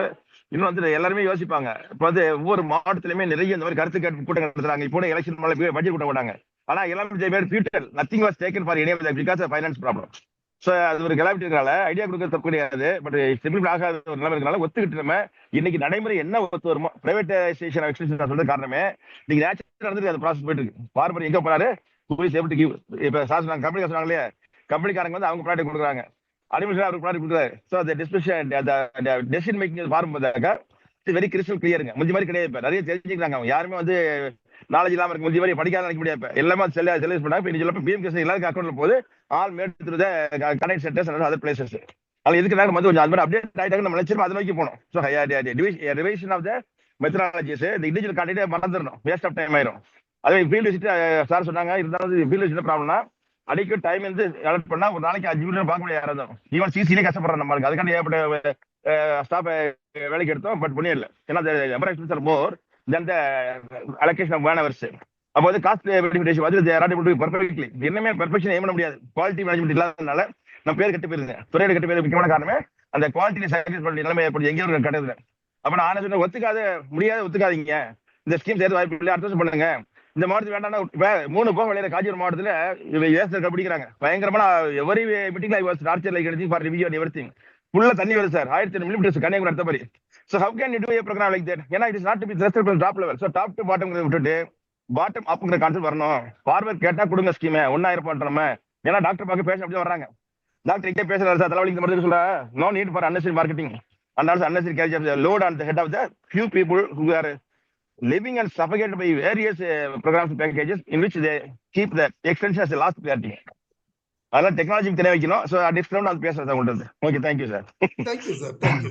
ராசு சார், உங்கள் தகவல்களை தெரிவிக்கலாம்.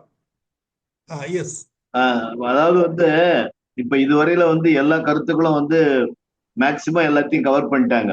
நம்ம வந்து டெக்னாலஜி சொல்றதுல இருந்து ஸ்டாஃப் வந்து போதுமான அளவு ஸ்டாஃப் இருக்கணும். அதே சமயத்துல வந்து ஏற்கனவே டிஎம்டி சிஸ்டத்துல இருந்த மாதிரி 800 ஃபார்ம் ஃபேமிலிக்கு ஒரு வில்லேஜ்ல 3000 பேர், இந்த 3000 ஃபார்ம் ஃபேமிலி இருந்தாலும் 800 ஃபார்ம் ஃபேமிலிக்கு ஒரு ஏஏஓ, அந்த சிஸ்டம் வந்து ஒரு நல்ல சிஸ்டம். அது வந்து முக்கியமா வந்து நாம திரும்ப கொண்டு வரணும். அதுக்கப்புறம் வந்து பழைய போஸ்ட் ஏற்கனவே இருந்த மாதிரி கம்போஸ்ட் டெவலப்மெண்ட் இன்ஸ்பெக்டர் நிறைய போஸ்ட வந்து இழந்திருக்கோம்னு சொல்லி சார் சொன்னாங்க. இன்னைக்கு உதாரணத்துக்கு நானே வந்து வெட்டனரி டிபார்ட்மெண்ட்ல அக்ரிகல்ச்சர் ஏஓ ஃபார்டர் டெவலப்மெண்ட்டா 3 இயர்ஸ் ஒர்க் பண்ணேன். முனிசிபாலிட்டியில இருந்து முனிசிபல் ஆபீஸ்ல நம்ம போஸ்ட் இருந்தது. அது பிடிஓவா நம்ம ஆக்ட் பண்ணோம். இது மாதிரி வந்து டிபிஐபில இருந்தது. அதாவது எஸ்எஃப்டிஏல வந்து நம்ம இருந்தோம். எல்லாமே வந்து பவர்ஃபுல்லான போஸ்ட் தான். அந்த போஸ்ட் எல்லாம் நம்ம வந்து திரும்ப வந்து கொண்டு வரணும். அதுக்கு முயற்சி பண்ணணும். எல்லாத்துக்குமே அடிப்படை அண்ணன் வந்து திரு கந்தசாமி அவர்கள் சொன்னது போல நமக்கு மிக மிக மிக முக்கியமானது வந்து என்னன்னா, அதாவது அக்ரிகல்ச்சர் இன்புட் சென்டர் இருக்கிறதுல, அது உரக்கடையா இருந்தாலும் சரி, பூச்சி மருந்து கடையாக இருந்தாலும் சரி, அல்லது விதை விற்பனை நிலையமாக இருந்தாலும் சரி, மிக மிக முக்கியமாக அக்ரிகல்ச்சர் கிராஜுவேட் மட்டுமே அதனை வந்து நடத்த வேண்டும் என்ற ஒரு சட்டத்தை கொண்டு வர வேண்டும். அக்ரிகல்ச்சர் இன்புட் ட்ரேடிங் பொறுத்தவரையில அக்ரிகல்ச்சர் கிராஜுவேட் நடத்த வேண்டும் என்பதை தெரிவித்துக் கொண்டு இந்த வாய்ப்பு கொடுத்த அனைவருக்கும் நன்றியை கூறி விடைபெறுகிறேன். நன்றி, வணக்கம். நன்றி ராசு சார். உங்களுடைய தகவல்களுக்கு, கூடுதல் தகவல்களுக்கு மிக்க நன்றி. அடுத்ததாக டாக்டர் டாம்பி சைலஸ் அவர்களை பேச அழைக்கிறேன். இப்ப ஏற்கனவே சொன்ன தகவல்கள் நிறைய ரொம்ப பயனுள்ளதா இருந்தது எல்லாருக்கும், எல்லாரோட இதுவும். குறிப்பா அந்த முத்துமுனியாண்டி சார் சொன்ன அந்த லீகலைஸ் பண்ணக்கூடிய எம்எஸ்பி லீகலைஸ் பண்றது ரொம்ப முக்கியமானது.